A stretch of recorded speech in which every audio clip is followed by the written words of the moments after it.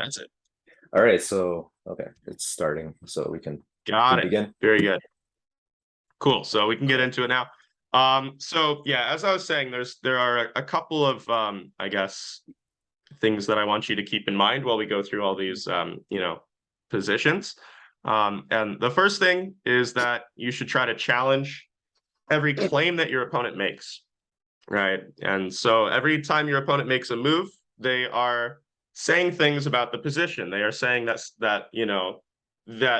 this works or that this doesn't work. And you know, just keep that in mind. You want to challenge every claim your opponent makes about the Mhm. position. If they're claiming that a move of yours doesn't work, you should, try to make it work. You should not just be so quick to agree with your opponent on things. Um, so then another thing to keep in mind is don't shy away from difficult calculations. I think that's easy to do if there's an easy path that leads to like a slight advantage or Mhm. a much more complicated path that could lead to a larger advantage, but there's some risk involved. A lot of times you and like players in general will shy away from the risky looking line in favor of the simpler approach. Mhm. But what I would, recommend is that you get over your fear of that, complicated variation by calculating, by doing cold hard calculations. Mhm. And that's the best way to get over your fear of a line. If your uncertainty is just calculate it well and double check your calculations, triple check your calculations. At the end of the day, you need to calculate and you need to trust your calculations. And you know, I believe that you do have good calculation abilities. You just need to be confident enough to use them. Yeah. And yeah, so you got to be able to trust your calculations and don't shy away from those difficult lines. Okay. Another little piece of advice is just look one move deeper than others would.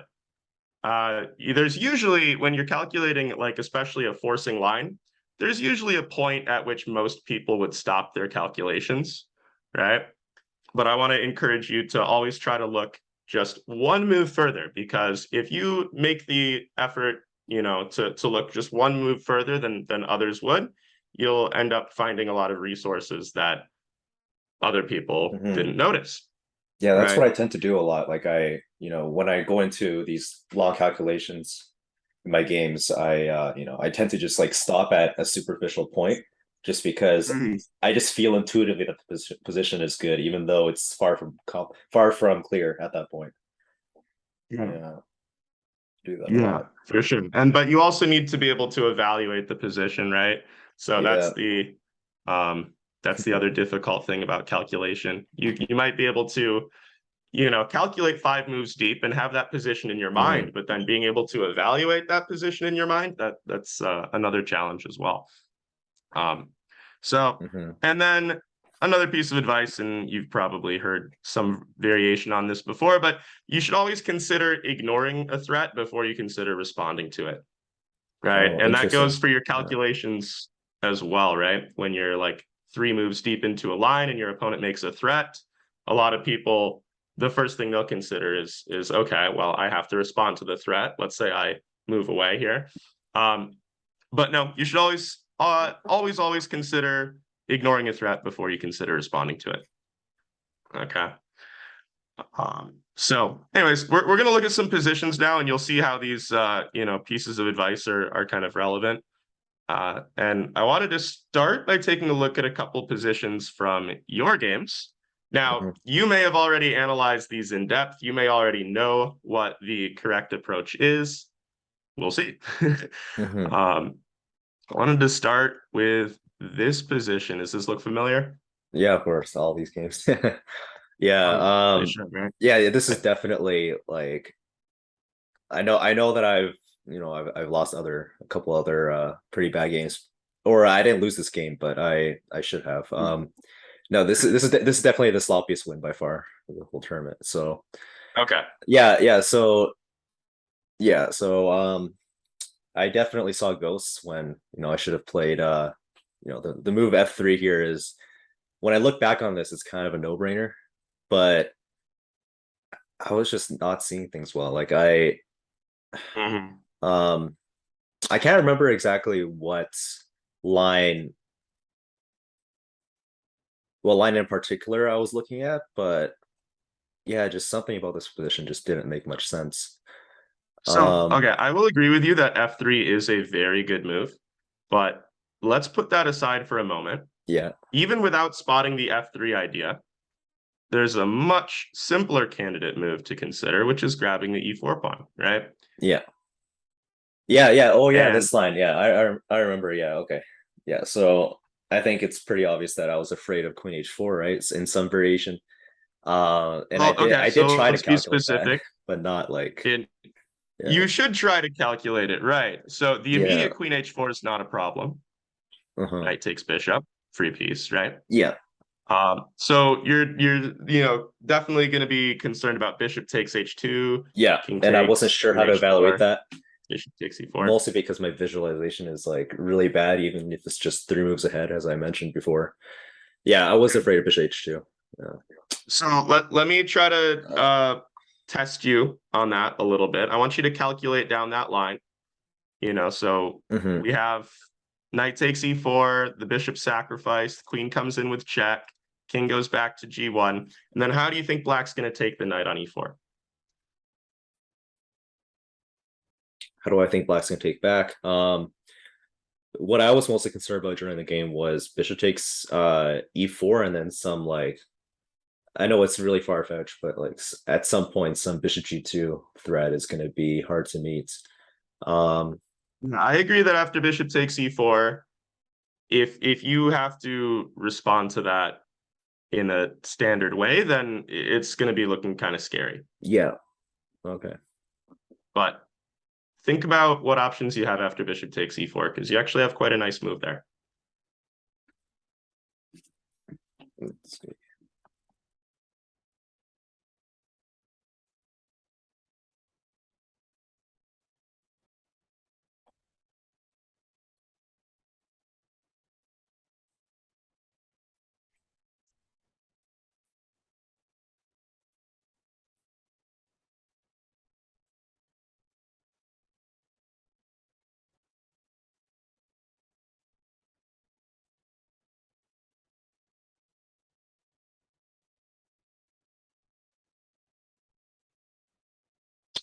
Was it some bishop g5 that deflects the queen? Bishop g5 is quite nice. I think you'd be happy to trade those bishops and get your queen into a very nice centralized location, right? Hmm. If let's say queen takes g5, queen takes e4, what's the material at that moment in time?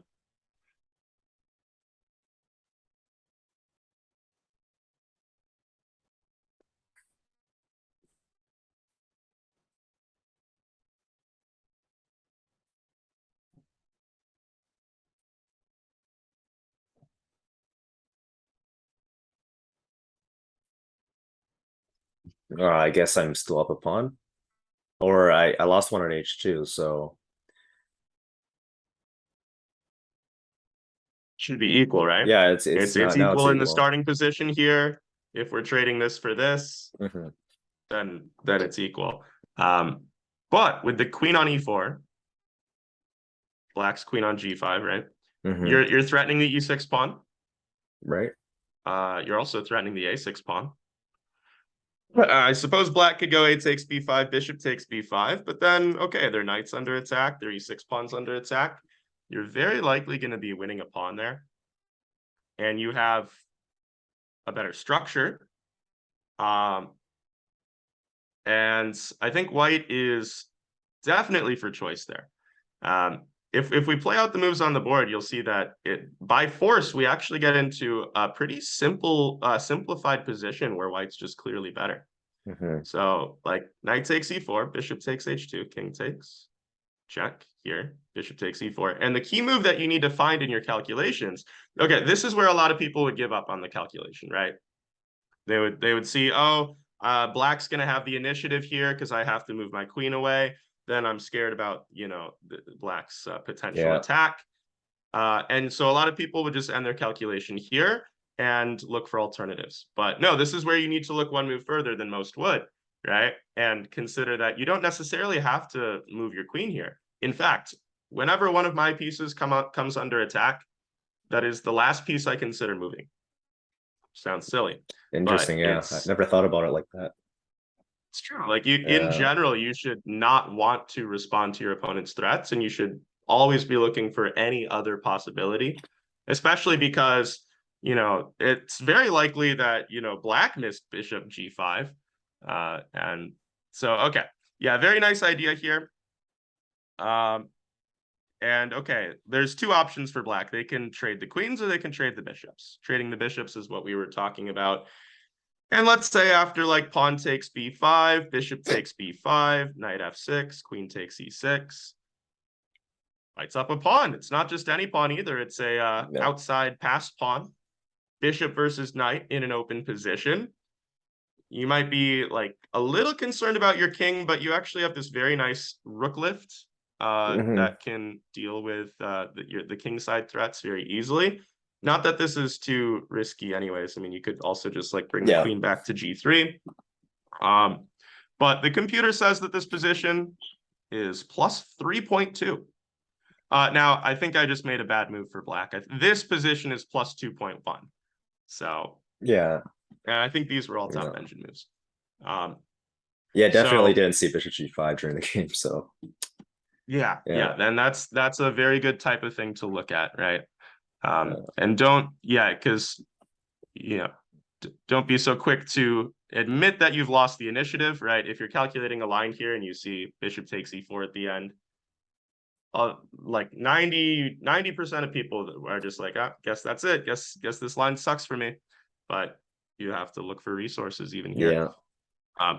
Okay. So that was the main point with that first example. With Black's last move, knight d7, by the way, they were making the claim that e4 is a poisoned pawn, right?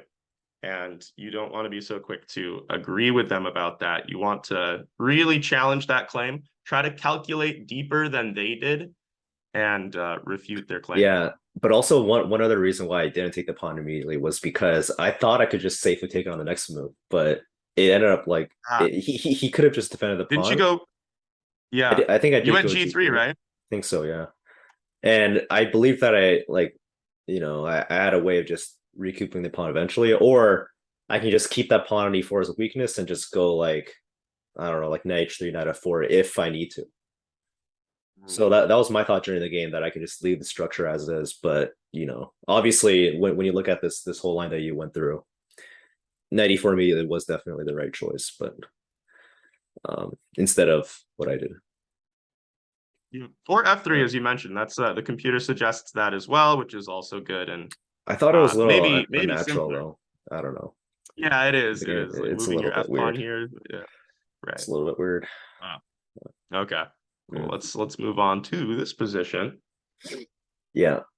After rook to b1. So do you remember what you did here in the game?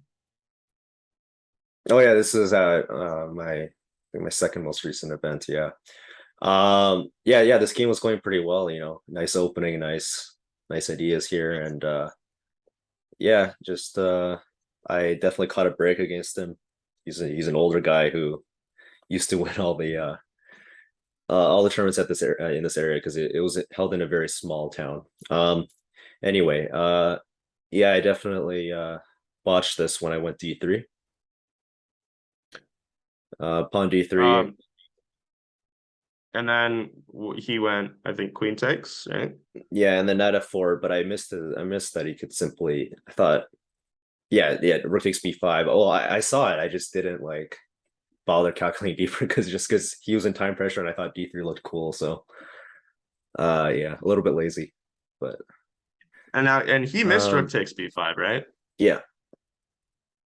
So okay, it was your lucky day, because I think white, if I remember correctly, it's like white's slightly better after rook takes b5. Slightly better, yeah, but it's still very hard to play. Some kind of crazy line like this, right?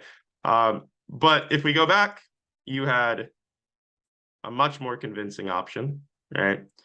So what's the first move that you should consider here? Taking the pawn. Taking on e3. They didn't, you took on d4, they didn't take back, right?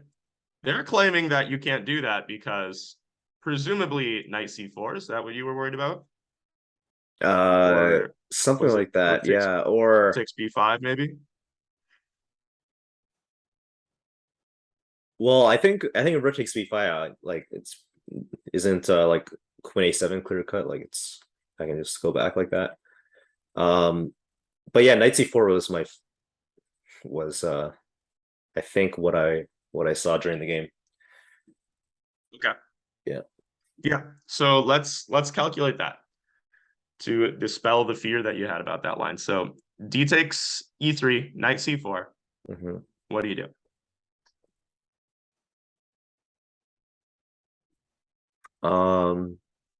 Well, white doesn't really have any other hanging pieces, so I presume just keep the queen on that diagonal. But then I saw just knight takes e3, and there's no weird like bishop d4 move or anything. So, well, there is still knight f4 actually. So maybe I just go back to a7 as planned, and then knight f4 anyway after knight e3. So let's say d takes Yeah, I knight like c4, that. queen a7. I wonder if that's just completely winning. Although I'll say I do like c5 better than a7. Okay, And you may be worried that you're running into rook takes b5, but that's not the case. Um, you have a knight very f4 good anyway. move after rook takes.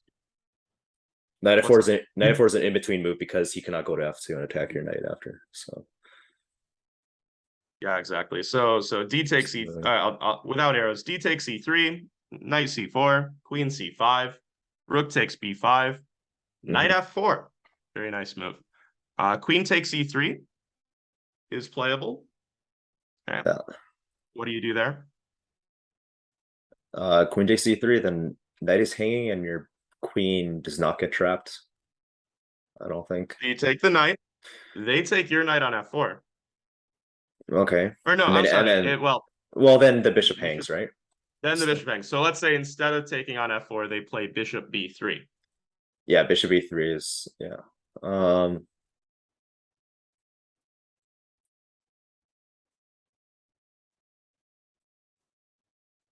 that one's a little bit trickier. Let's see.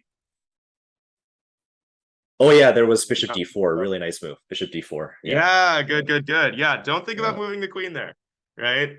Yeah. Bishop d4, it's beautiful. Knight takes, queen takes, knight e2. And you get out of that messy situation with an extra piece. So I think after d takes e3, the best that white can do is to go knight c4, queen c5, knight takes e3. But then, I mean, there even just b takes a4 with the threat of bishop a6 coming next, with the bishop pair in that position, it's looking very nice for black. Like you just have bishop pair, better piece activity. White's got a lot of problems on these diagonals. All right. So if we look at this on the board, yeah, I mean you got this coming, you got this coming.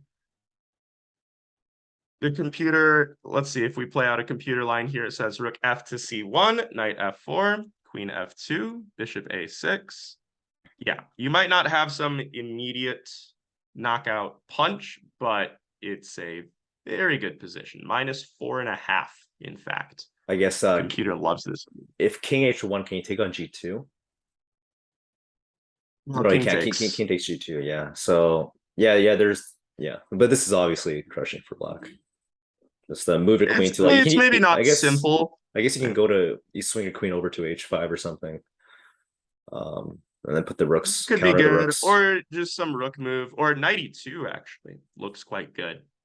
Make white move the rook and then come over to c3, and then, I mean, yeah, just something like this, right? You're Yeah. not immediately winning any material, but your pieces are amazing here.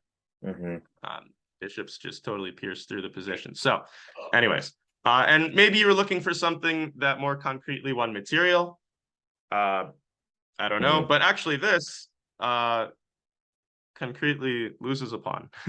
So yeah, I think this would have been better. And the nicest lines, as we kind of discussed, are after rook takes b5 here. Again, this is a point where a lot of people would just end the line, but in fact, black is winning after knight f4. Queen takes e3, queen takes b3, c4, bishop b3, and as you found here, bishop d4, very nice resource. And you're just winning in the endgame. So, okay. Yeah, moves like d3, and I guess this is kind of a trend between these last two positions that you were like, I guess, not very greedy. Like here, you thought it was okay to not regain the e4 pawn right away. I don't care about here, you thought material. It was okay to in the middle game. I don't care. I don't care about material in the middle game. I just want to win. win on position. Yeah, I definitely not a greedy player at all, and that's probably a problem. Sometimes material helps you win. Yeah. I get that. I get that. And like, yeah, maybe him having doubled isolated e pawns is kind of bad, right? But him having one, yeah, it's depends on the position, of course. But I'm more of a greedy player, and I'm going to try to convert you to being a bit more greedy as well, because sometimes just grabbing stuff and getting away with it's the best you can do. Right. Okay. Last position I wanted to look at from one of your games. This was really unfortunate. This one slipped away from you. Oh, this one, yeah. This is definitely, yeah. He's a weaker player at my club. Definitely not like, you know, in the bottom half of the people. But he's definitely one of the stronger regulars that show up in my club, and definitely should not have thrown this one. I was pretty disappointed at this. Yeah, so this was actually what was your thought process? Yeah, this is actually mutual. I think this was mutual time trouble. We were both playing on increments basically, and yeah, just 30-second increment or like 5-second increment. What are we dealing with? Yeah, we always play 30-second. So okay, yeah. Yeah. You played queen takes I wanted to, queen c3. So yes. Because I thought like we were just reaching like a safe position where, but I missed that in the end game. He could just concretely win back the pawn on g5, and that's all, and he's all good. But the move I really wanted to play was rook c5, right? I did see this move, but I just didn't believe in it enough, I guess. And you know, I saw ghosts about the past d pawn, and I wasn't sure what to play. You know, I just made a panic move, essentially. Sure. Yeah, very scary against these pawns here. Like it is scary, right? It is scary, and that's why concrete calculation is necessary, because if you calculate concretely here, and I understand maybe you didn't have the time to do that, right? But if you do have the time to calculate concretely here, then you do not need to be scared of this d pawn at all. And rook takes c5 is good. I think even the more forcing option that I would think about is rook takes d6. Yeah, that move is one I did not consider at all. Oh, you didn't consider rook takes d6? Okay.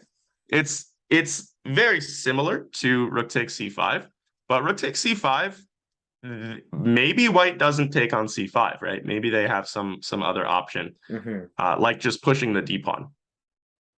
And that could be, you know, could make it a little harder to calculate. I think rook takes d6 is a little easier to calculate, just because there's only really one critical line, which is them taking your rook, right? So let's calculate that. Rook takes, pawn takes, bishop takes e3. And okay, well, what options does white have there that we need to consider? Well, I guess d2. That's the simplest. d7, yeah, of d7, course. yeah, and then d7. So let's start with that, I guess. d7. Then what's happening there? I guess white doesn't have an immediate threat if you just stop the promotion. So let's say bishop b6, intending pawn e3 next. So that could be good, but I don't like how your immediate instinct is to respond to the threat of promotion, because I don't think you have to. Yeah, I mean, I was looking for forcing stuff because the knight's all pinned, but the queen's there for now. You can't push e3 with the bishop in the way. Taking the knight's a forcing move, right? Yeah, I saw that. Yeah, and then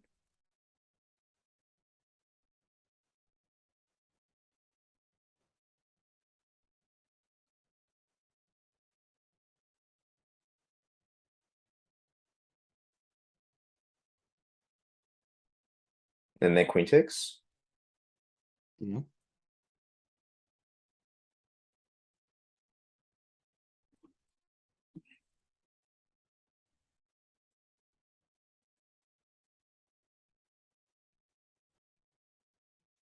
You can pick off the d pawn there.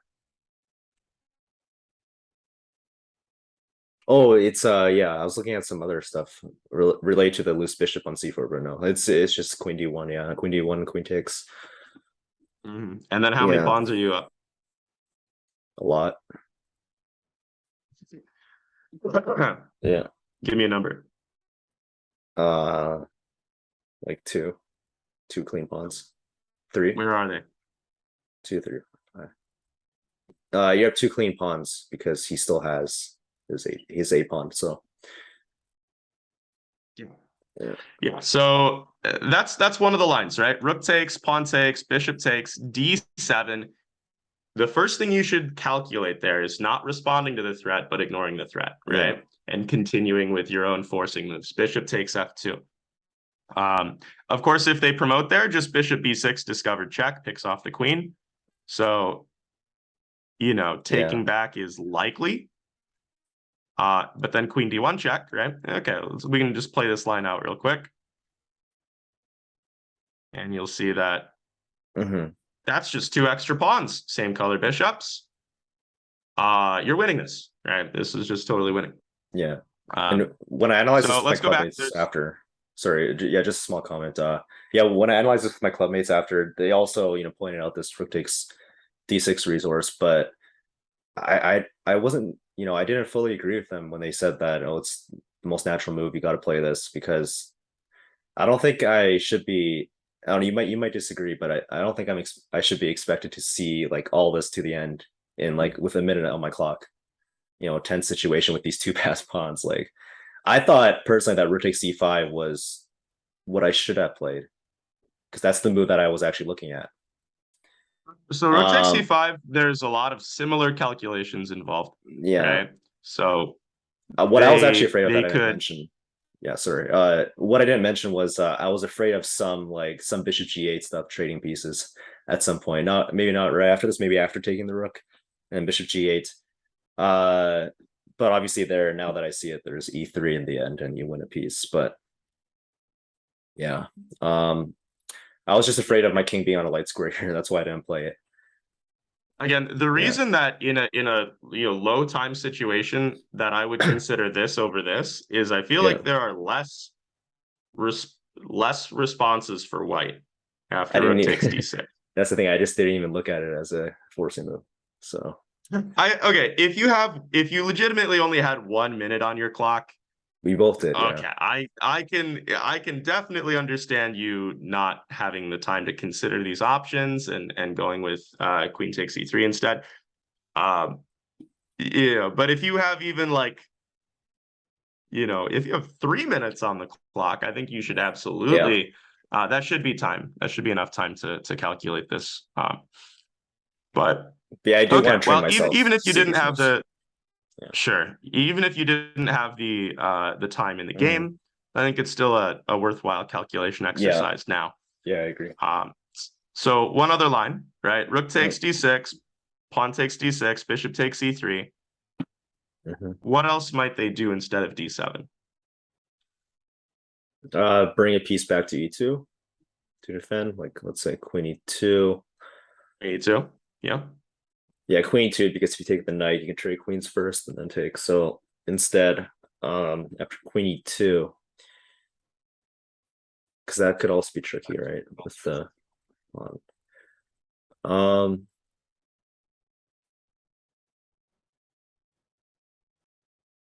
so you could still take on G3. Hmm. You could take on G3 in that line. H5 H5 pawn is covered for now. And then he pushes D7, I guess is the critical line. Right. Um, I guess there, bishop B6 is still safe because if he takes on E4, there's a mate on G1. Yes. So Yeah. that's true. Bishop b6 does work there. That's good. But again, I want to press you to try to find a move that doesn't respond.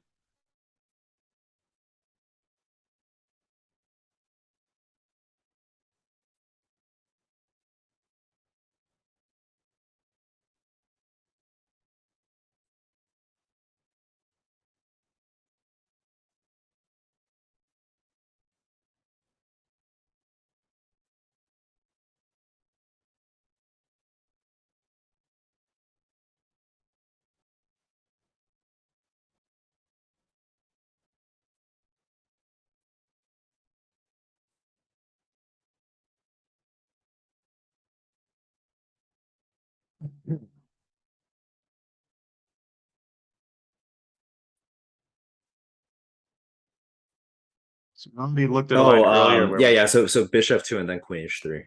And that wins the pawn. yep, Yeah. you got it. And bishop takes f2. They can't ignore that and promote because that's mate. Right. Right. Queen Yeah. g1. Queen g1's just mate. That's a nice line, yeah. Yeah.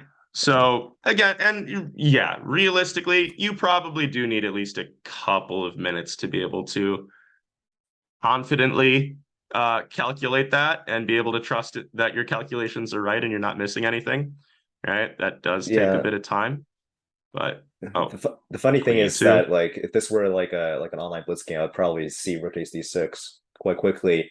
But in a classical game, when the game's all tense like this, and I'm suddenly on increment, and I'm panicking about these two pass pawns, I just collapse. So that's kind of an annoying trend that I'm facing.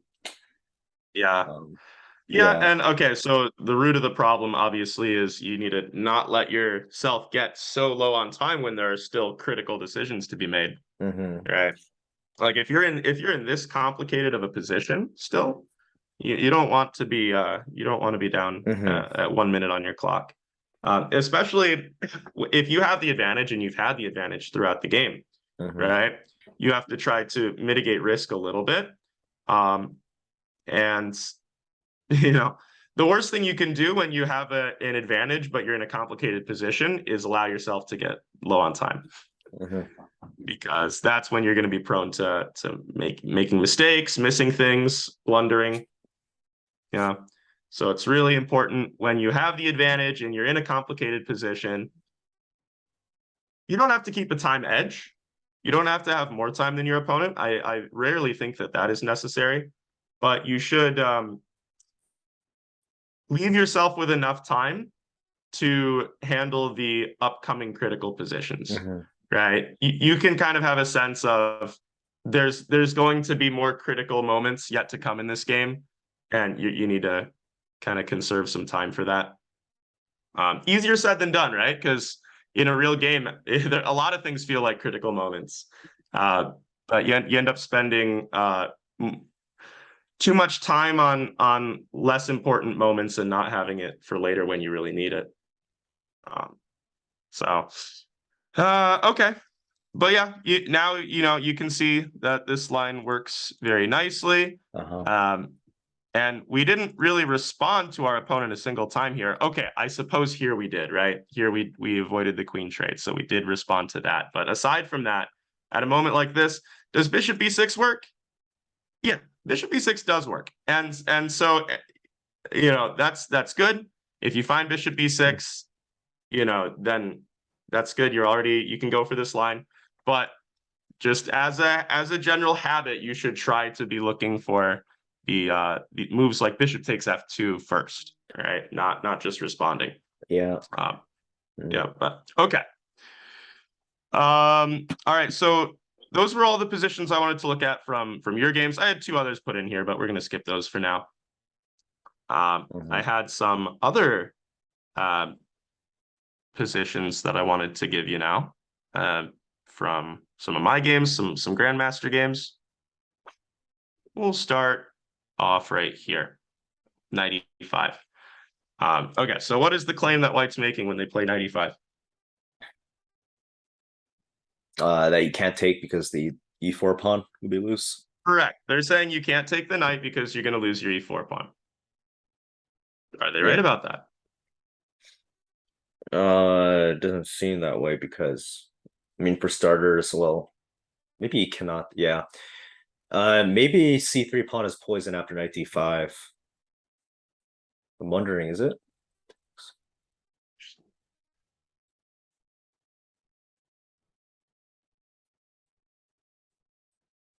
You take on c3, like queen takes e4, knight takes c3, queen back to c2. Or let's say something a little, yeah, because there's a mate. I just realized that the king's uncastled, so yeah, there's a mate threat, so you do have to go back to c2, and then I want to just knight d5 back, and I see. I'm wondering if that's playable or not. Definitely looks a little bit risky, slightly. Yeah, I'm not convinced. I feel like White's got the bishop pair there.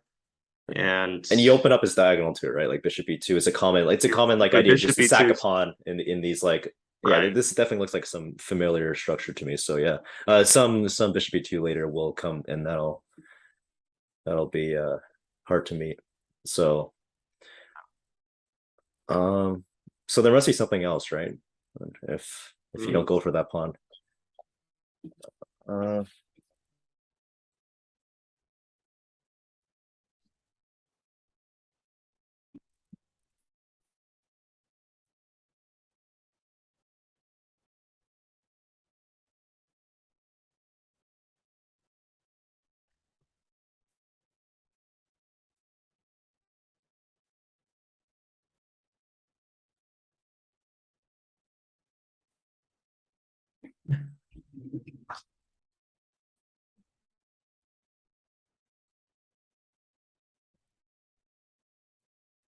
was also looking at some other line where you could just take on e5 and then go knight d7 and just win the pawn after, move after.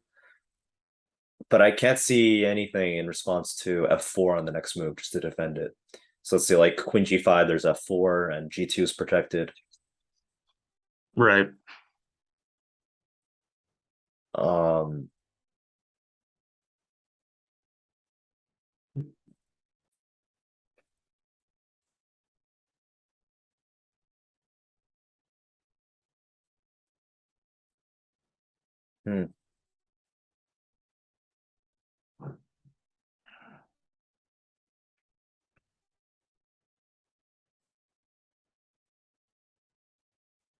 What other knight moves have you not considered yet? I looked at knight g4, but what is that even?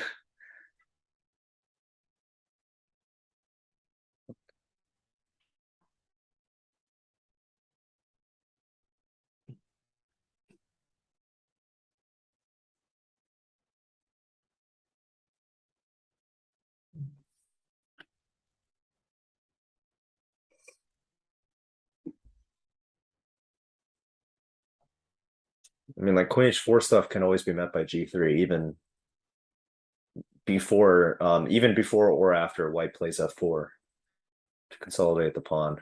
So I'm not entirely sure.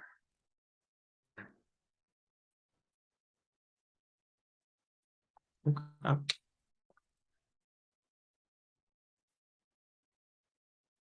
So all right, well there's a pattern that you're missing here. Very nice pattern that black has.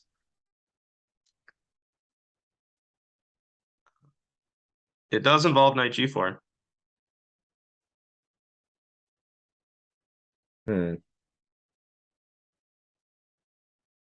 Yeah, I was looking at like knight g4 and then queen takes e4, even queen g5 in that line with the knight on g4. But after f4, again, queen h4, g3. So That's not convincing at all, is it? They held the extra pawn, and yeah. hmm. Oh, okay, I see it. Jeez. Yeah, that is really nice. Yeah, so Queen D1 and then I F2. You won. Wrong move Yeah. order. Yeah. Right, right. Very nice It's resource, right? And then you get the pawn back, get the yeah. queen back.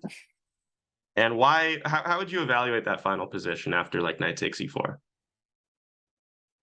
Yeah, definitely white's crushing just because the pawn structure is in ruins. That's the main thing that I would point out. Yeah. Doubled, isolated, isolated, isolated. And that's a really Right. unique tactic. I've never seen like like a puzzle rush tactic in this type of position. Queen Yeah, D1. yeah. Oh. Love this move. And was this played in the And game yeah, or computer says -1.5 here. was this line played in the game? It was. So this was can insert okay. Yeah. In the game, it went this was between Alexander Predke and Sasakiran. Knight takes, pawn takes, knight g4. White realized the problem with queen takes e4 here and played bishop e2 instead. Um, and now queen h4 actually would have been the best move. And then g3, queen h3. This is the engine stop choice. But black went queen d5, which is good as well. It only leads to like a -0.5 advantage for black, but still quite nice. And then here, Alexander Predke went crazy and castled queenside, and this this did not work. he was banking on meeting knight takes f2 with rook f1, but then Yeah, knight Sasakiran had D3 this looks nice nice. move, knight d3 exactly.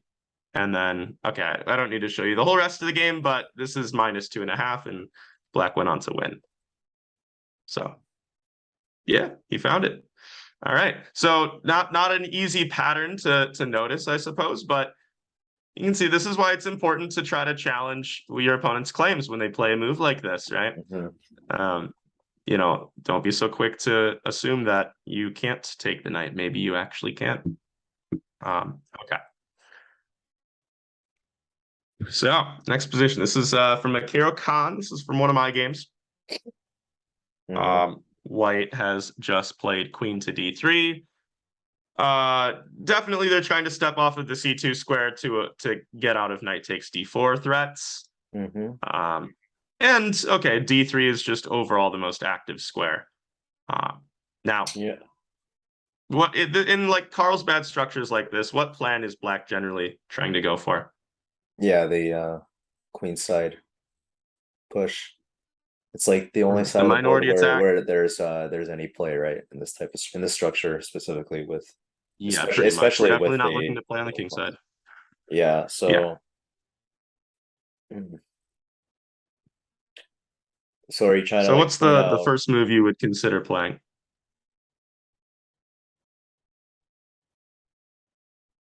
first wondering if it's because I never understand these structures with either with or without the double pawns, but even here, especially with the double pawns, I don't know if it's favorable. I don't know in which cases it's favorable to ever take on e5 in these positions.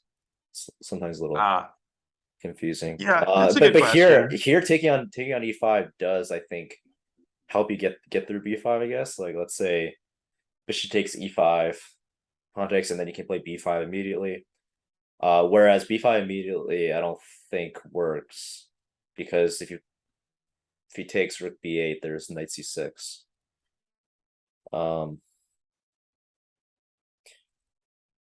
So I'm wondering if you can just take on e5 and go b5 immediately or not. Yeah, good Before question. white gets to Let me bolster actually his look at knight. that. So I like trying to play for b5 immediately. I don't know if I want to commit to making this trade or not. One thing I'd be worried about in this structure is that b4 could be met by c4 now. Sure, that's always And if pawn takes, knight takes, I don't want this knight getting into d6. Right. So for example, something like rook c1 here for white, b4 c4 takes, knight takes. I'm not sure I like this outcome. Yeah. Yeah, white looks In more fact, active I'm for pretty sure sure. I don't. Yeah, this is a bit better for white.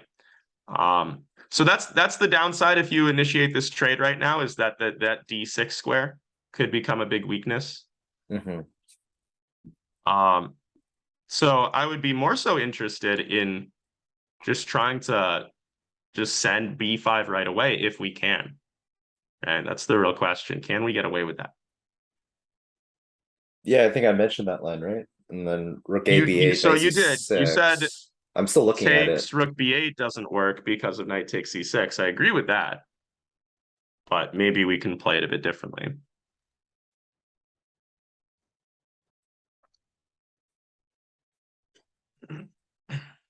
Hmm.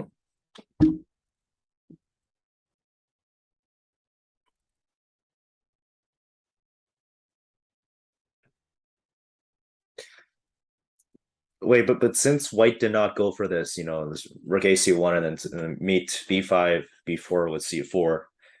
Since Mhm. in this line white did take the pawn, can you now take on e5? Yes. Yeah, Uh, they've already committed to taking the bait. Then you go bishop takes, pawn takes, rook b8. mhm. Right. That looks But we really can't good end the calculation. structures. Yeah. Well, Looks good, right? If we get to take here, that's great. So what do you think white would do after rook b8? is there any move there? Um,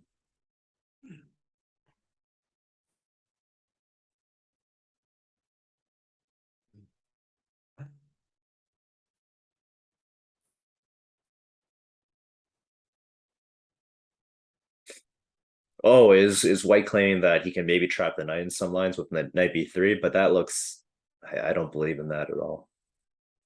No, I don't think you're getting trapped. Yeah, so if it's not that.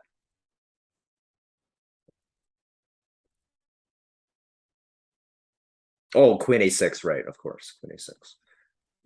Queen Queen a6. a6, your rook is tied down to your other rook. Mm-hmm. So then what? And queen's safe there because it always has the light square diagonal. So let's see. Queen c7 to protect the rook and also attack e5. Excuse me. Yes, good Two move, pawn, good two move. pawns are And hanging. then Yeah. right now, then b2 and e5 are both hanging. Mm-hmm. And I would say that you're happy there if you're able to win back either one of them. But Right? I'm still, Especially if you get to, yeah. oh, go ahead. I'm still Not slightly, convinced? I'm still slightly concerned. Maybe I'm just not visualizing the position well, but I'm convinced about letting this like 3-on-1 majority stay, or not 3-on-1. I guess there's still a D pawn, but having that pawn mass stay, and then he just defends the b2 pawn. And I think it's more important than the e5 pawn for him. I'd be slightly Um, concerned. okay. I get that. At the same time, I love your rooks and queen there. Yeah, I, Uh, I like my you, activity for you sure, but like they, these pawns, hmm, I think are more weaknesses than strengths. yeah. And five, by the way, with the potential to, well, okay, got to get rid of the queen on a6 first. But if a knight gets into d3, that's going to be very nice. You have center pawns, right? If you want to make a pass pawn, it's as easy as going e5, d4 there. Hmm. I You guess can I just hop into don't like c4 as these well. long-term prospects, like with especially with the doubled pawns on the king side. Like it's a little bit hard to get this king side slash center pawn majority in motion when Uh, Not really, because we don't have compared a to majority white. on the king side, right? Hmm. It's just the center, right? It's the three or the two here against the one, right? Hmm. So the fact that we have doubled pawns over here is pretty irrelevant, I would say. We can take a look at the position on the board, but I think you'll agree with me that so first of all, how would they defend the B pawn, you think? Um,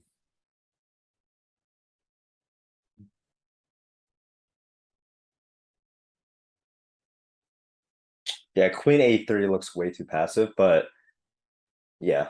So maybe not that. Yeah, the queen definitely wants to retreat back on this diagonal. So let's say Rook A B1. I take c5. Yeah, and I let's say have a hard time. Queen Go E2. ahead. Queen E2. We need to. And we don't Sure. get our Knight knight to D3. c4. Let's C4. You still want to play this. Yeah. And even Uh, if we were to trade into this, this endgame, I really like this for black. mm, Reason is you don't really have any accessible weaknesses, right? This pawn chain, very solid, very strong. You have an isolated pawn over here, but white has absolutely no way to ever get to it. You have a very easy way to bring your king into the center, very easy way to start advancing in the center. yeah, I like Um, the prospects of the king getting active there. yeah. So, Yeah. I mean, these are just a big weakness, right? Like this rook can't even move up, or rook takes c3 is a blunder, falls. Maybe rook to c1 or something, but then Mhm. um there's a lot of moves here. Maybe rook a4, provoke a3, then just start to bring the king in. These pawns are not getting mobile. Because they're too weak. And these rooks are not getting mobile because they need to stick around defending the weak pawns. Mhm. And so just even at the start of this endgame here, this is minus 0.8 according to the computer. So I'm Mhm. not saying it's winning or anything, but it is a clear edge for black.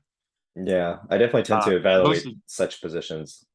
Positions that are like slightly better for one side, but not crushing. Like I tend to evaluate them based on just like intuitive understanding of the position rather than actual like going through this line and looking at this position from a distance and actually seeing what black would play in the next few moves, right? Like I look at it well, and that's structurally and fine. I like don't. structurally, sure, these pawns are weak in the long run, but at the same time, like this looks like a position to me at first. If I was looking at this position for the very first time, like in a variation from one of my games, then I would see it more like, okay, black has pawn mass, white also has pawn mass, both sides are completely fine. Like I don't know, it's definitely Yeah, I mean, yeah, something I need to and maybe with best play, it okay should be a on. draw.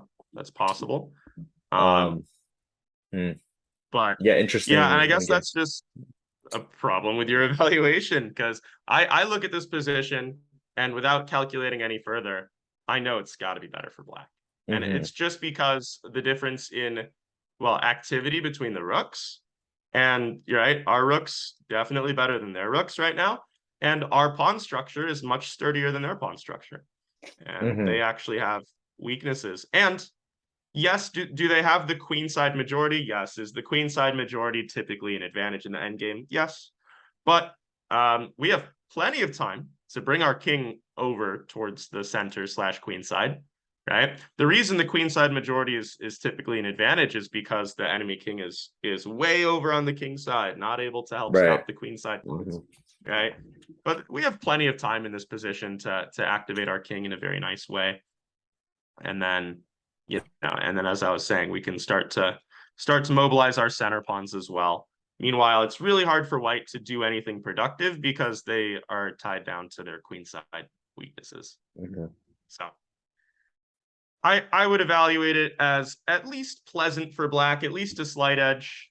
Computer thinks it's like, yeah, minus 0.8, basically. And so, yeah, in conclusion, you can and should go for b5 right away. It's a very nice idea. A lot of people think that they're like, okay, I want to play b5. Let me prepare it. Let me go rook b8 or let me go a6. Oh no, I'm But well if you aware. don't have to, Yeah. yeah, Yeah. yeah, if you Yeah, don't have I'm to well aware of prepare it, this idea. don't, right? Of Just attacking B2, yeah. absolutely, yeah, just send Exactly. it right away. If a3, I'm pretty sure you can even get away with a5. Oh, actually, no. Sorry. Here, a5 doesn't work because then they trade on c6 and take on b5, and you don't have rook b6 anymore.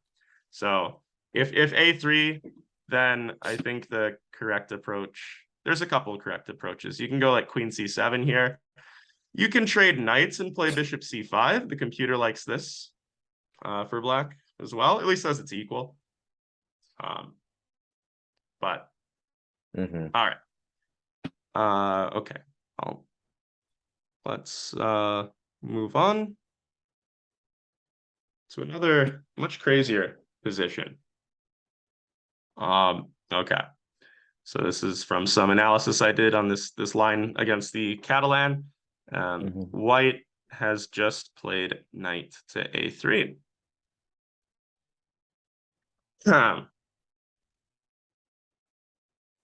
Is there anything that tempts you here?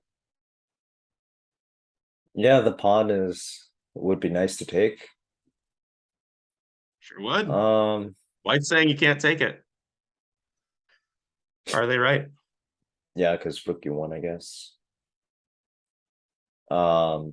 Yeah, bishop b5 there. It's a nice move. And the rook could be hanging on e5. The line that looks natural to me for white instead of rook e1 is bishop e2. Just trade it, take on a7, I guess. But Okay. you do get your knight to c6 quick development, so it definitely looks better for black.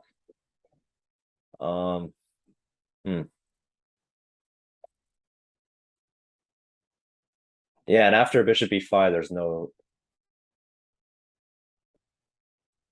Oh, there's queen d1. It's the only try. Right. Queen d1. And the knight is needs to be hanging, considered. so let's see. Huh, maybe you cannot protect the bishop on b5. Oh, but you can just counterattack the bishop on. No, it's not hanging. Let's see here. Bishop e2, e1, bishop e5, d1.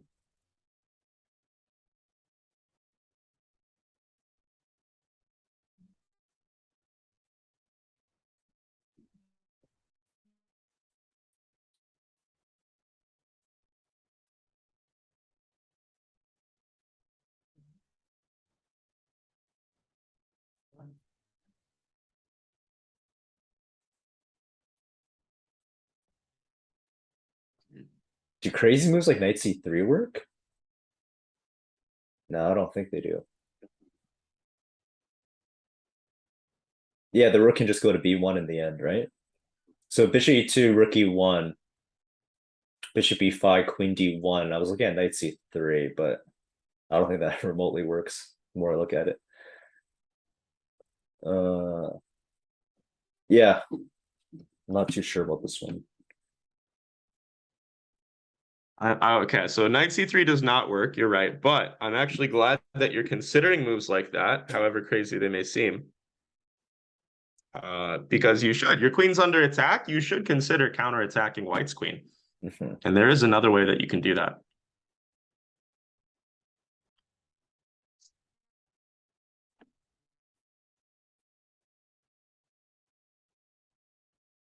Oh, bishop a4 is simpler, much simpler. Because you cannot open the a4. diagonal. Yeah. Would save the bishop from being under attack, right? And counterattack the queen. So does it work?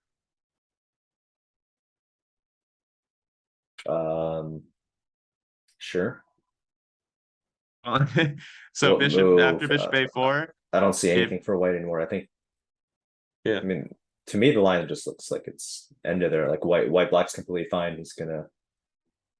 He has no way of. Right. I mean, if they can't take your pieces. bishop because right. Can't take your bishop, they hang the rook. If they move their queen away, well, you can just move your queen away, right? Your queen's the only thing in danger at that point. If they take your queen and you take their queen, they can't take your bishop because their rook is hanging.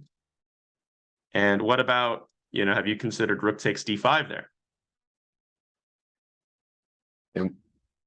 So repeat the line.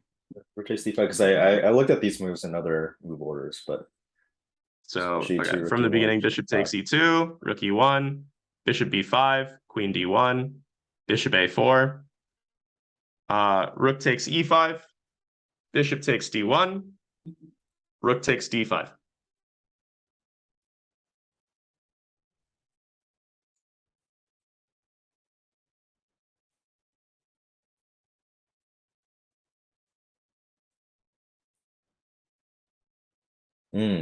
Interesting. So White is claiming that if you take on f3, you're just up in exchange, right? Not mistaken. Well, I guess you do have 2 pawns for it, right? Mhm. And you have the bishop pair. So yeah, evaluate that, I guess. Like how would you evaluate that endgame? Yeah, no, I'm about the actual material. Like if you exclude the pawns, I'm not concerned about the bishop versus rook just because this bishop on f3 is a monster. Um, yeah. As for which side I would take, I'm really not sure. I'm struggling to actually visualize the position in the first place, but yeah, yeah, hard to So, say well, you which made a side I good would point, take. which is the bishop on f3 is a monster, right? The black bishop on f3 is a monster there, almost as good as a rook just by itself, right? Hmm. And then you factor in that you also have 2 extra pawns, right? It's a bishop and 2 pawns for the rook. And you have the bishop pair with this bishop and this bishop. I guess I'm. Pretty good. Uh, is a knight b5 move later on something to be concerned about? Let's say after bishop takes f3, let's say rook d3 first to extract the bishop, or extract the rook with the gain of time, and then after you move the bishop, then knight b5. I mean, if you're worried about knight b5, maybe we meet rook d3 with bishop c6. Although Uh, I'm sure that's not necessary at all because I don't think knight b5 is a real problem. Or rook d3, bishop d5, yeah, oh yeah, it and feels then like knight going knight b5, b5. Yeah, bishop c, it knight just b5, feels like bishop going knight c4. b5. It just feels like going knight b5 before White has developed his bishop. Looks like he's gonna run into some problems concretely. So yeah, okay. Yeah. So this does actually work. Gotta see. Well, first of all, you got to see bishop b5. Then you have to see that queen d1 is a resource. And then you need to see that you have bishop a4 here, which is very nice move. And yeah, in this line that we were looking at, obviously don't take the rook because then white has 2 minor pieces for the rook here, but take on f3 instead. Rook d3, and I think we were just saying like bishop d5, Mhm. so as to meet knight b5 with bishop c4. Yeah, Once you see definitely. this position on Mhm. the board, how would you evaluate it? Oh yeah, for sure. It's like Amazing. it's totally unclear what White's even playing for against because like black structure is Right. it's just a very typical like Catalan exchange sacrifice from black. So yeah, or from both sides. White can't move. Yeah, okay. Right. Yeah, I do Yep. like this a So lot. very nice idea. Right. Okay. So I'm a greedy player, right? And so when I see a pawn on e2 like that, I'm gonna try to make it work, right? I'm gonna try to make grabbing it work. And if my opponent is claiming that's a poison pawn, I'm gonna try to calculate 1 move further than them and Mhm. find a way that it's not actually a poison pawn. So all right. Oh, I'll just mention. Turns out the best move for white after bishop takes e2 is not to play rook e1, but actually to play knight c4. That makes a lot of sense to And me. then, yeah, and then you're forced to kind of trade off your bishop pair. But after c5, this is very nice for black still. Yeah, you are just You up a got, pawn, queen pawn. well, not exactly because it's still a knight and 2 pawns for the rook, right? But okay, you got very nice pieces. And like this knight's going to come into d4 pretty soon. White can't really develop easily without hanging the b2 pawn. So Oh, black is computers. yeah. Oh, black already gave an exchange. In the starting position, it was a knight and pawn for the rook, right? Hmm. This is an exchange sack has already been done. Hmm. So we're just trying to figure out if we can get a second pawn for that exchange or not. You know, and we can. All right. Well, I'm gonna try to fry your brain even more. We're gonna do a couple more. But hopefully this is good practice for you and getting you to think about some lines that you maybe wouldn't dare to give too much consideration to otherwise. Let's actually, I want to skip this one for now and take a look at this position. I really like this example. So this is from the Nakamura against Caruana in the St. Louis Rapid and Blitz tournament. Was it this year? Yeah, this year. So Oh. Nakamura missed a really good opportunity here. So first of all, what is black threatening?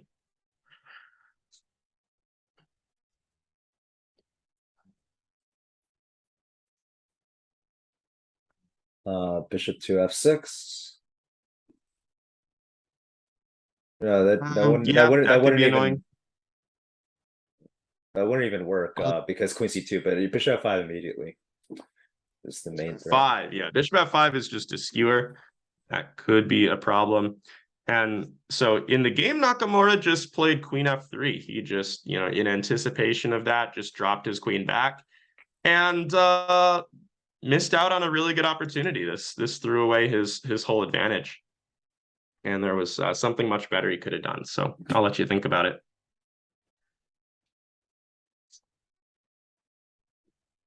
Yeah, I'm looking at ways of just ignoring it and like knight c7, but bishop f5. I don't really see anything there. There's nothing along this diagonal either because black can just counter it, and also it's completely defended. Let's see, bishop 5.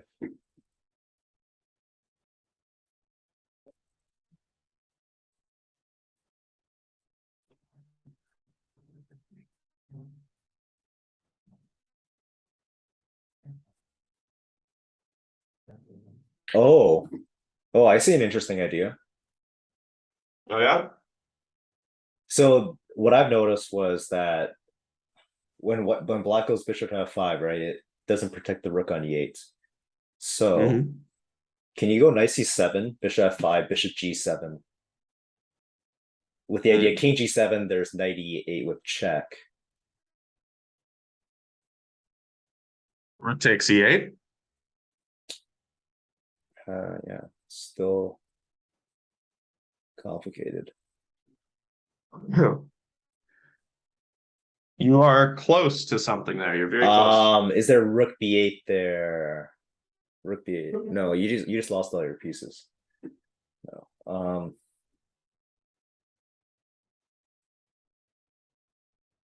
Oh, wait, no, there's no. Oh yeah, there's no more back rank. That's the problem. No more back rank threats, so there's no like queen f5 or anything of that nature. Right. But that line is interesting with bishop g7. Takes. Yeah, I guess there's not much for white there in that final position.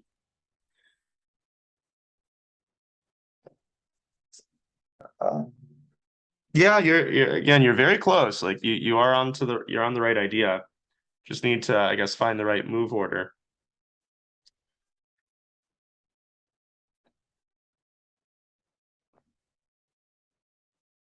Let's look at bishop g7 ideas immediately, but I think there black can go queen g7.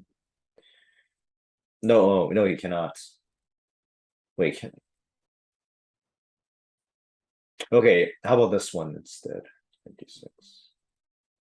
No, I was also looking at knight d6, but that helps black because everything's defended. Bishop stays on d7. I mean, bishop g7 might have, yeah, doesn't seem to work just yet.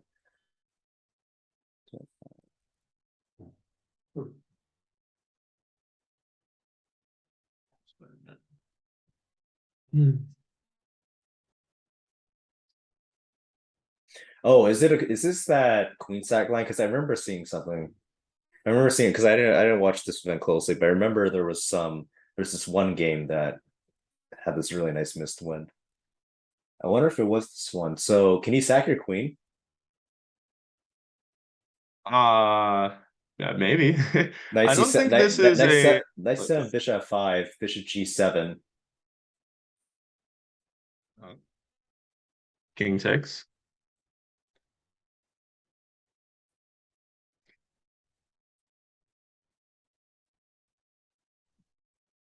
No, sorry. Knight e8 first is what I meant. Sorry. Knight e8. Oh, after bishop f5? Yeah, bishop e4 and then bishop g7, and then you can take on b8. It's definitely wild. But I wonder if black can just sack back. I can't tell. It's hard to count the material at this point. So that might be a little bit too much. I don't. So let's make sure we're on the same page here. So you're saying Knight c7. we start with knight c7, Yeah, bishop f5, yeah. Then knight e8. then you're taking on e8, then they take the queen. And bishop g7.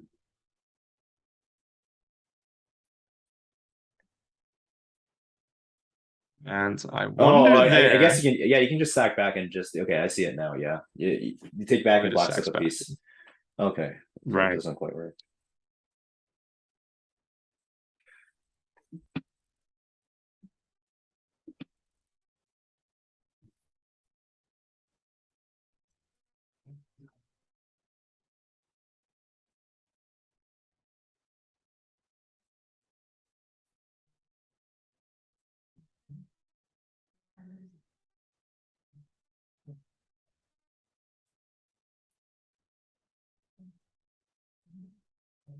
Hmm.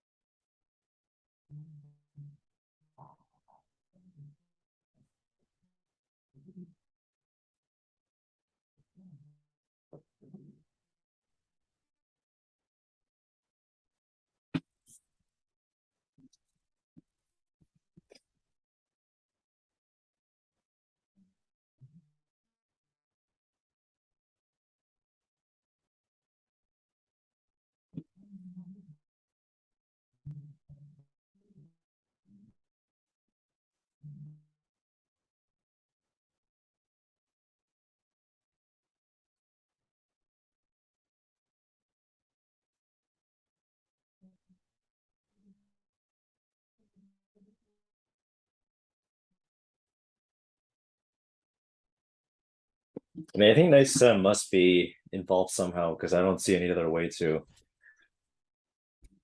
find tactics either down the b file or involving the rook on e8. Yeah, I am definitely struggling to find Yeah, precise sorry, move this is order. tough. Yeah, but I swear I saw this tactic before. I just don't remember it.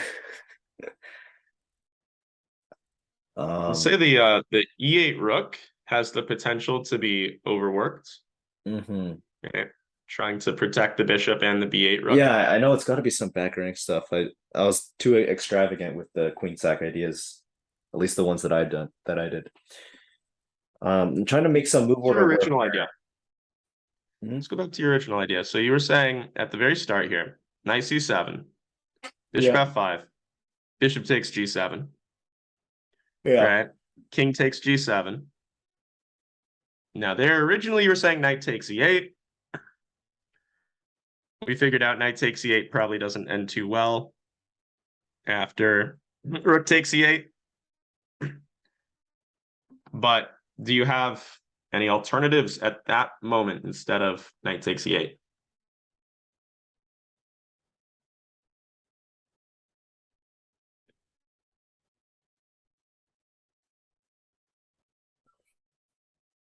Yeah, I'm looking for back rank tactics, but with the king on g7, the king is pretty safe there. Let's see. Yeah.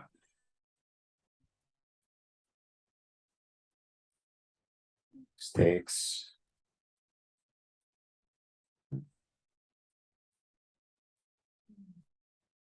Yeah, the immediate rook takes b8. The queen's still on f7, so doesn't work. c8, bishop g7. Sorry, Queen what's the problem g7. with that? Um, Well, the problem is that there's just I don't see anything after just bishop e4.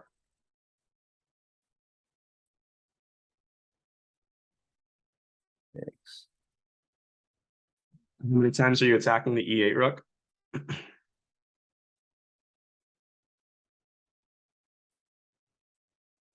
Oh, you're attacking it twice. Okay, let's see. I just noticed that the knight is still on c7, so yeah. But you did give up a piece there, and you're getting for queen.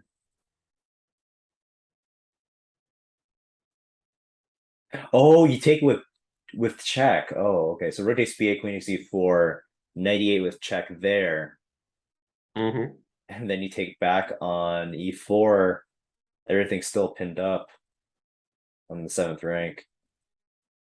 What pieces are left for both sides? Yeah, here? just the queen and bishop for black. The dark squared bishop. And for white? And white has 2 rooks and a knight. So yeah, material is completely fine for white there. And an extra pawn for white, I'll add. So it's 2 rooks, a knight, and a pawn, or I guess 2 rooks and a pawn versus the queen.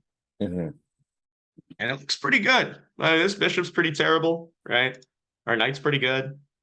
Yeah.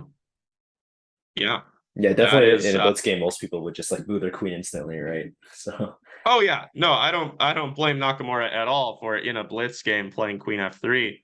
I think in a classical game he'd find it because he's Nakamura. Sure. But yeah, this is a tough puzzle. But yeah, knight c7 works. It's a great move. And after bishop to f5, bishop takes g7, and I think it's great that you considered that as an option so quickly. That's good because for me, bishop takes g7 was kind of hard to find. Well, I wanted to lure some piece over so that you can take on e8 in some lines. That was my main reason. Yeah. And also queen takes g7 is the main thing I wanted to I just wanted to win a pawn there and avoid the skewer. Yeah, it works in at least one line, so hey, might as well check if it works in the others. Oh yeah, king g8 is also a move, but we can treat this very similarly by just taking on b8.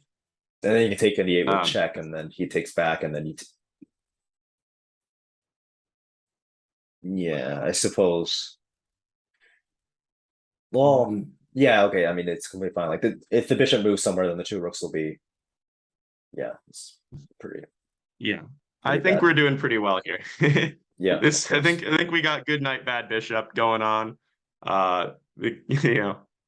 Few extra pawns too. We're never in any danger of any perpetual. Like our king has plenty of g4 f5 is even just like a 2-move win in that line. Yeah, probably gonna have mate soon. So, yeah, and so king takes g7. Yeah, here this is the hard part, right? Because knight takes e8 doesn't get you anywhere. You're actually just lost here. You need to realize that the rook on e8 is overworked, and that the solution is just to take on b8. That's the hardest move because it's not very forcing, right? We're just leaving our queen hanging and taking a rook instead. But if rook takes, queen takes e7, you're going to be up a very nice 2 pawns in this endgame. And if they take the queen, knight takes e8, king g6, rook takes e4. This is pretty good too. Plus 11. I think we win this. So, all right. Yeah. So, okay. How can we better find ideas like that? Well, first of all, you should, knight c7 should at least be considered. I don't think that's too hard to consider knight c7. Oh, of course, yeah, because it would just win material. It would just win material if if there's no bishop f5 doesn't work. And then I know you did a good job of finding bishop takes g7 very quickly. And then at that point, I guess it's just about considering the different options or the move orders too. It's another way to think about it. You thought about knight takes e8 and kind of gave up, but you have other forcing moves available there, right? Rook takes b8 is another forcing move that you just needed to consider. So okay, let's finish it up. Let's do one final puzzle. I really like this one. This is a great one to end on. It's a position that comes from the Sicilian dragon.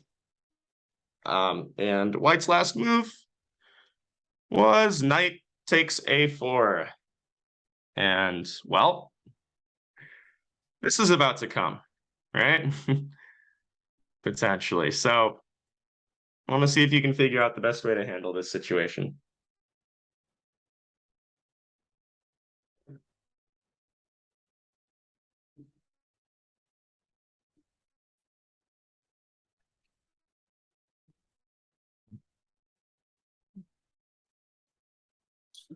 Okay.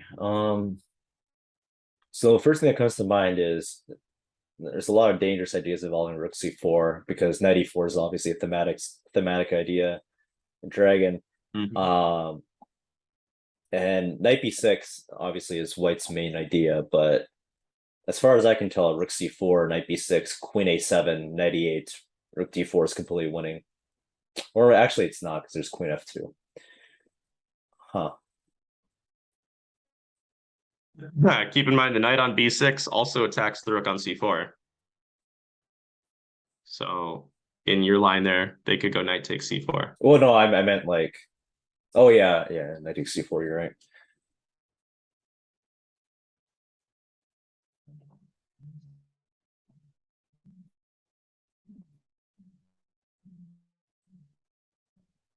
Okay, I wonder if Rook C4, knight B6, can you take on D4 immediately? If he takes back, you can pin him temporarily with Queen A7, but then Queen F2, and there's nothing, and you're gonna lose a rook.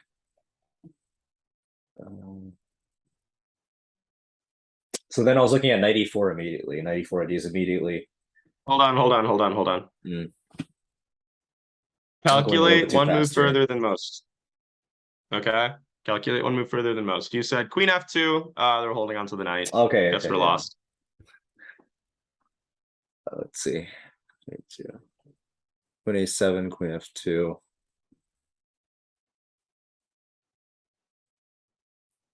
All right, now, yeah, Queen F2. Yeah, okay, that's kind of dumb. Just skip over that. But yeah, so Queen F2, it still runs the knight E4 tactic. Um, and Well, you're well, hold on a sec. So I guess the one line to be concerned about is wait, yeah, does that line just works, right? Queen F2 and then just knight E4. okay. Let's make sure we're on the same page here. So you're saying rook c4, Yeah. knight b6, then what? Then Rook D4. Rook d4, queen takes d4, And then Queen A7. queen f2. Then knight E4. Oh wait, my rook is gone. Yeah, you Oops, don't have yeah. contact on d4 there. Uh, okay, the rook on A2 is also hanging. I did not fully factor that in my calculations, but I just didn't see a way to. Okay, now I see like Queen E6 ideas.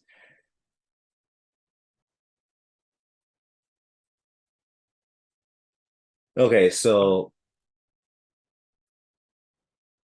Rook C4, Knight B6, Queen E6, Knight C4. Or let's see, or Oh, take on D4 oh, you're first. getting sidetracked here. Yeah, like, yes, queen e6 could be an idea, but finish the original thought you were on first. Um, yeah. So you know, there's not rook c4, knight b6, rook takes d4, queen takes d4, queen a7, queen Queen f2. F2. Are you sure you found the truth of that position? Are you sure that doesn't work? Not sure.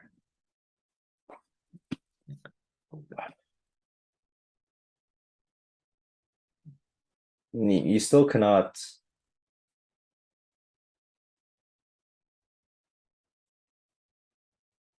I mean, is there some weird Rook C2 nonsense takes? I don't really see it. Hold on.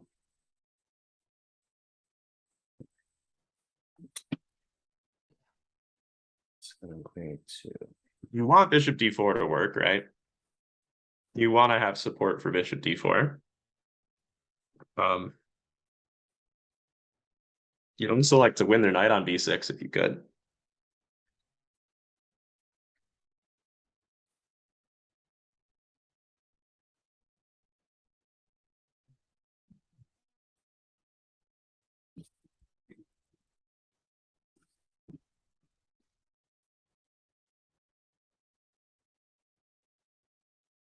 I mean that I don't really. Sure. Okay.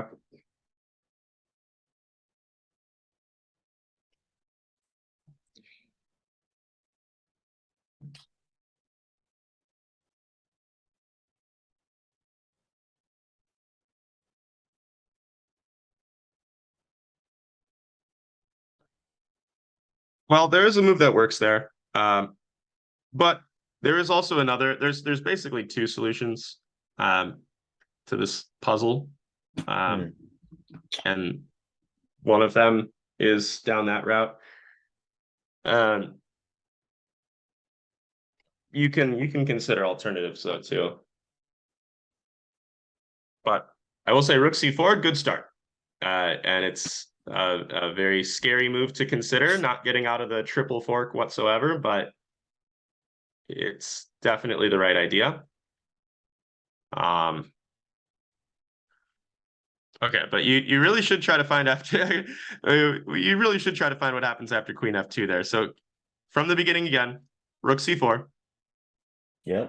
knight b6, rook takes d4, queen takes d4, queen a7, Hmm. queen f2.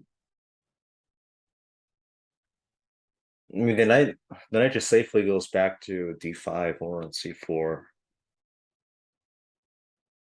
Man, I like that knight e4, but that just Unless gives by up. the knight retreating, you'd be able to then play bishop d4. Yeah, I'm trying to make that work. But the problem is when the knight You could retreats, even that already attacks the queen on a7. so your knight on f6 needs to already be out of the way. Yeah. Yeah, that's why I looked at knight e4. Um, but I mean, after knight e4, f7's hanging. The rook on 8 is hanging. You just lost knight again. Yeah. So you have to move your knight and remove their knight. Oh, knight d7. Oh my god, that's such a wow. That's the one. Knight d7. A retreating move, right? I mean, it's easy to miss things like that because you do look for the more forcing, yeah, sacrifice, charge forward.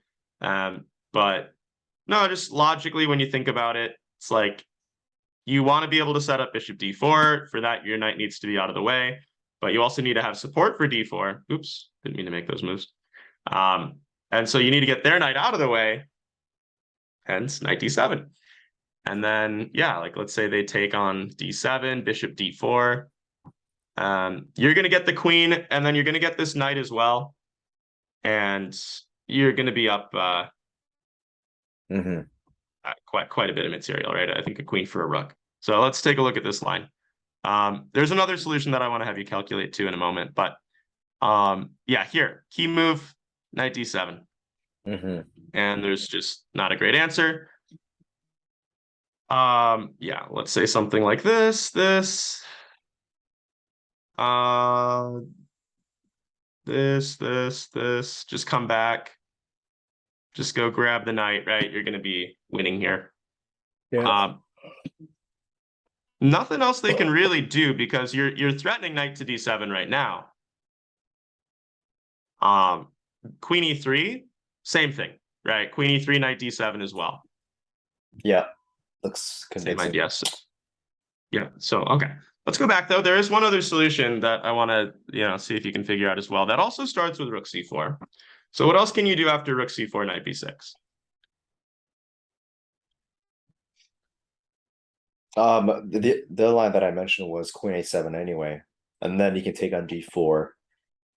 But I kind of stopped there because I thought that after just queen f2 or something. And I thought That's we disposed of that because knight takes c4. yeah. Oh yeah, knight It's a takes problem. c4. Yeah, you're right. That's it. Um,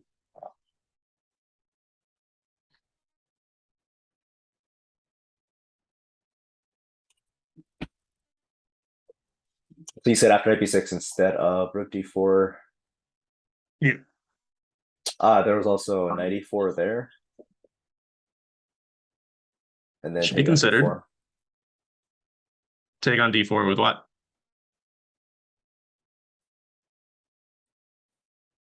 The problem is if you take on d4 with the bishop, you can sack his queen there and then take on d7. Mhm. And I guess you can restore the material equality if you can trap the knight, which it is pretty close to getting trapped.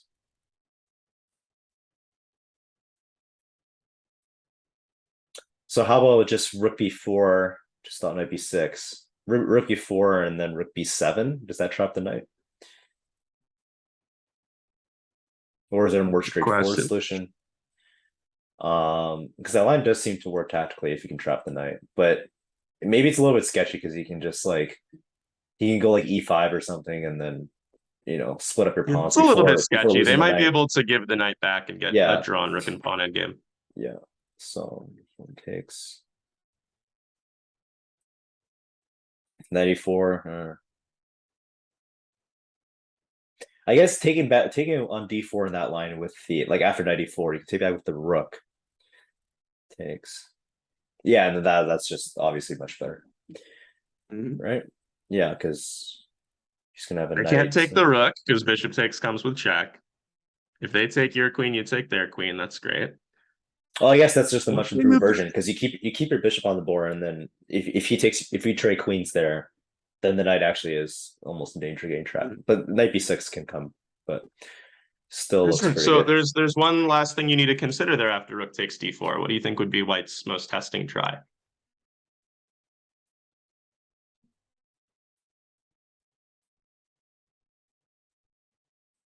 There's more testing try. Yeah. I don't think they want to trade queens. They can't go queen takes d4. Do you mean like just moving the queen, so just saving the queen and then taking on a8 next move? Yeah. So where do you think they would move the queen?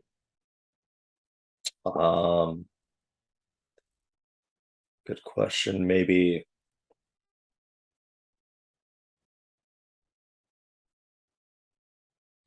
No, you have to interpose this diagonal because otherwise, you can just meet any queen move with queen a7, and then you cannot take the rook on a8, so you just like won a lot of material. So I think you have to go. Okay, let's say queen f2, for example. And the thing is, since they've gone f takes e4 earlier, and your knight's gone, Yeah, it's attacking f7. attacking f7, and you're in a fork. Yeah.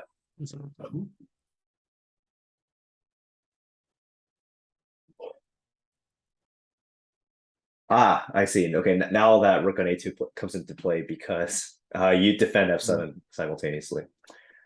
Yes, queen e6. Yeah. Queen e6. If they take your rook, you take their rook. You keep f7 covered the whole time. And it works.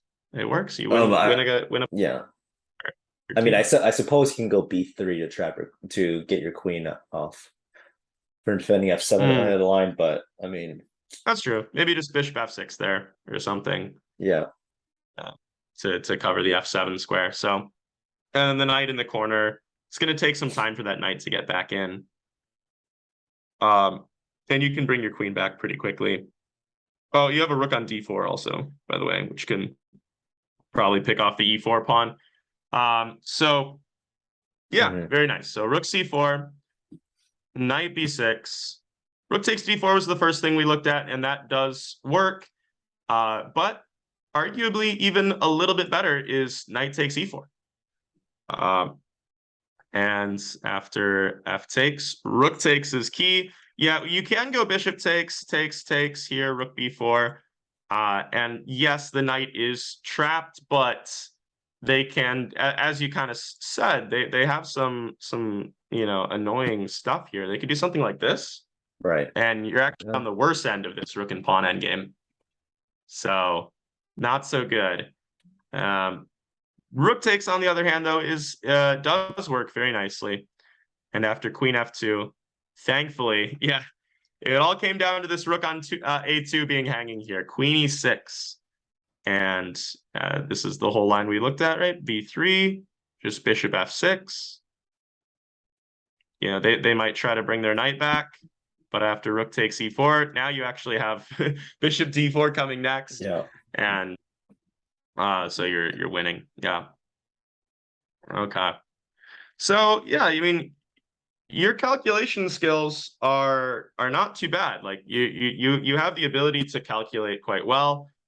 Maybe not quickly yet, right? But given time, you're able to calculate pretty well. So, make sure that you don't want to be too negative about your calculation abilities, because then you're not going to calculate when you should.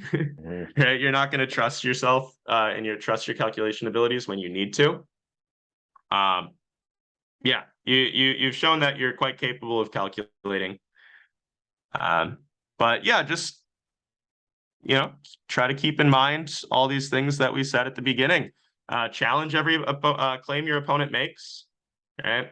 Every time your opponent, oftentimes when your opponent makes a move, there are some claims they're making along with that, right? Some claims that something that they're doing does work, or something that you want to do doesn't work. So always challenge that.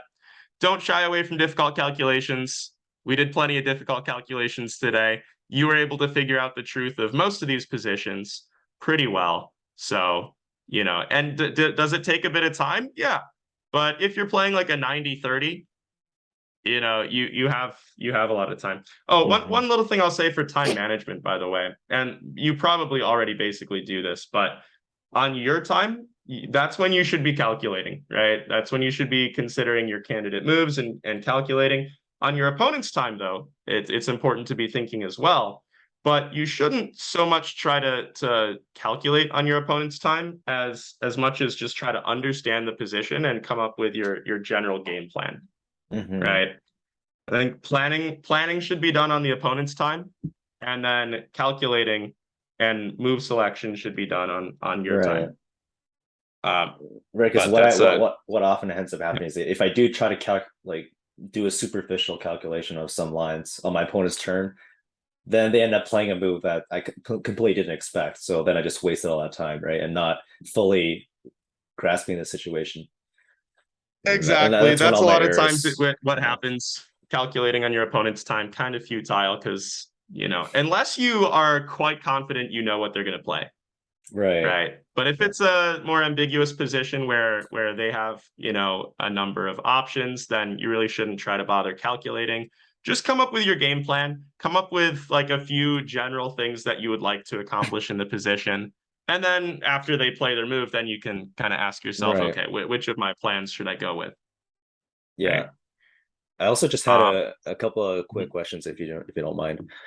Yeah, sure. That I actually had not mentioned at all. So first thing is, I have this recent. It's a recent trend. That's how I've been, losing a bit of rating lately. Is that I have this trend of losing by like a bad win rate, a bad record against just a few select players, and they are players with a very, I wouldn't say that they have similar play styles, but they have play styles that are very, very irritating to play. Like, it's really hard to explain, but basically there's this one NM who got his NM title recently. He's my age.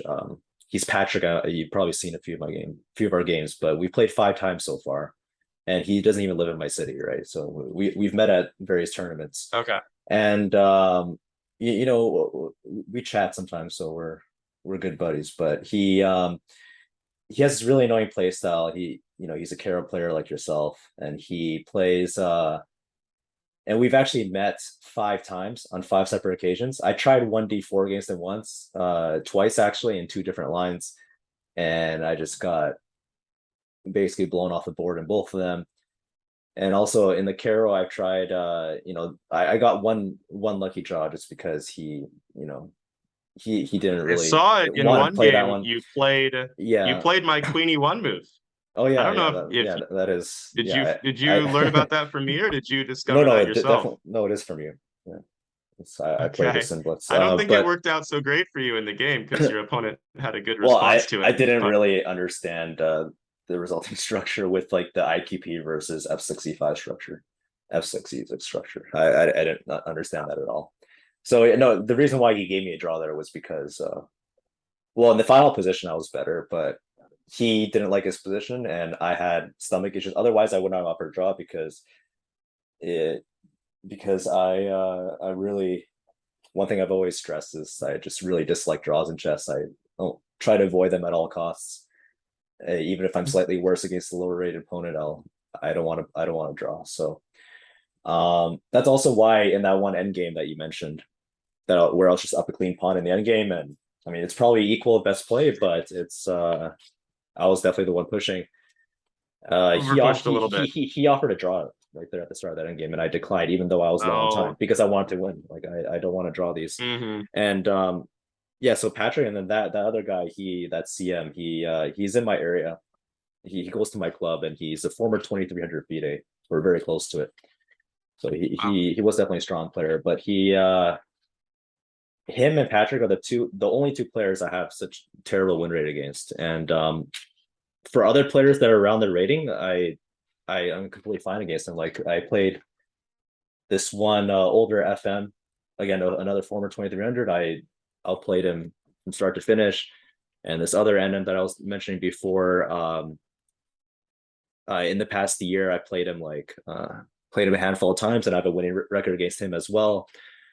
So it's just those two players that have just such a annoying, resilient play style. I just cannot crack them. And yeah, the Patrick guy, I have one draw and 4 losses, and that local CM that I played, I have 4 losses in a row against him. Oh, And no one else, okay. no one else What is like that. openings? No one else. So against Patrick plays the Caro-Kann, right? Yeah. Oh, and And that's the other annoying part is that I played him on 5 separate occasions from completely different tournaments, and I don't even live in a city. And I got white against him in all the games. And in general, I prefer playing with black just because I'm what? a little bit more comfortable with the black pieces. I also have the statistic. I made a Google Doc or spreadsheet showing my recent OTB results. That they're slightly outdated right now because I've lost a few black games since then. But I just had an absurd record with black in like the last 20 or so games at that time. So no, but that's not the general problem. Like I can still win with white. Probably just a psychological thing. But yeah, he just has such an amazing understanding of his black repertoire that I just cannot crack him. So yeah. So what? Really Well, annoying. okay. So you've had white against Patrick every time. It's been a Caro-Kann Yeah. every time, right? Yeah, Has because it been an he's exchange Caro-Kann every time, or do you mix it up a bit? oh no, I played no, I You played played other stuff. D4 one time, you said, yeah. My most recent game actually was really that tilted me for the rest of the tournament. I played a tournament just a couple weeks ago at my club. That's the most recent one. And yeah, that time I tried the fantasy because I had some nice ideas, but he was just he had this idea prep which only has 2 games in the Masters database, and it's just incredible because Oh, I dude, did not don't play the anticipate it. fantasy. No, I mean I actually had some nice ideas. Like usually it's to a very no, I still believe in it, but I don't know. That was my first time playing over the board, but I reached a structure that I could have very well, I could have very well Okay. handled. It's just the specific error that was causing the game. I just The problem is in the fantasy, it's very easy to go wrong, right? It shouldn't be surprising that well, the thing that is I you don't would make. play. I played the C3 line instead of the Bishop C4 line, so that Yeah, led to a yeah, more a quieter position. But that's you know, true. no, I mean I will show he you one thing real quick. just found this on I small. Now I know you're good at you're good at opening analysis on your own, and but I'm curious. I want to get your thoughts on this line. I'm Oh curious if no, you've seen this at all. yeah, I've played this in Blitz a handful of times. Yeah. In general, I'm not a fan of I'm not to say this line's bad or anything, but I'm not a fan of so-called artificial lines where it just looks kind of like you're just hoping for this to get a micro advantage and just maintain it.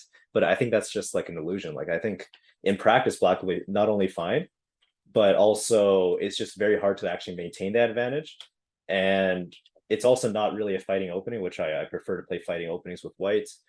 I don't know. It's Are you just too. talking about It's the just end game it's just specifically, not my or style. Yeah, not my style not your style? to play such an Okay. artificial line. Yeah, but I have.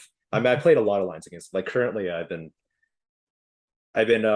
picking up the no. I've always like played the advance for most of my career, but you know, no, it's not that Have it's you just against the played that character against specifically. Patrick? Like I can find. Yeah, this is the first time I played him actually when he was just totally underrated, and it was a crazy game where both sides made a bunch of blunders. But yeah. But anyway, Okay. I don't really. Um, so okay, so what I'm trying to figure out how to help you. You brought up Patrick and this other candidate master, Well, and you yeah, it's seem to just have those two problems guys. against both of Yeah, them. I guess. Is it I guess opening issues? Is it like no. the way the what's going wrong in these games? Well, Patrick definitely the opening, but against both of them in general, it's just their play styles are way too resilient, and I try to find the times where I do get a good position, I don't understand them as well as my opponent, and a lot of these I don't know, maybe it's just a complete coincidence. Maybe I can play them a little bit more and I'll get better results, but I don't know why it's just those two guys, no one else. So Do they yeah. play very, would you say they play solid? Yeah, they Or play. Yeah, they're definitely very solid. Both of them, okay. very solid What players. what openings have you gotten into against CM? Well, my most recent game was also pretty brutal. That was in the second last tournament that I played. And he played an opening he never plays because he's normally an E4 player. Yeah, the medicine hat one. It's one of yeah, I think round three. This tournament was cut short because I missed the first round, but no, not this one. The This one, I saw this one. yeah round Um, yeah that one. a Raphael. Yeah. Yeah, he Oh yeah, doesn't. yeah. So it was black, right? He's not a D4 player. That's why he sort of like got into this. We got into this weird position. And sure, okay, you can talk about some of my errors, like not meeting Bishop F4, Bishop D6, and I played a completely dumb. I made a completely dumb decision to go C5 at some point. And then we got into this wild position, but I ended up actually outplaying him from here, which is funny because after C5, Black is completely lost.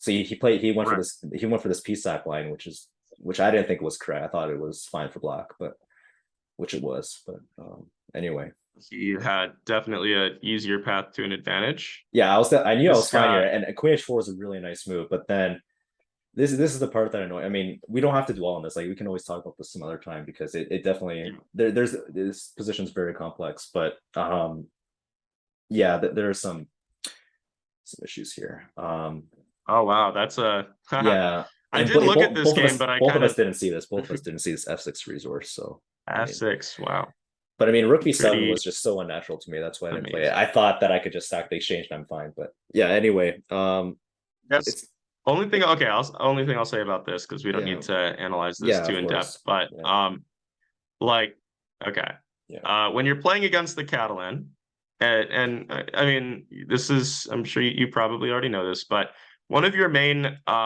goals should be to make this bishop as good as White's bishop, or hmm at least trade it off for something, right? Trade it yeah, off for ideally their bishop, but even for a knight if possible.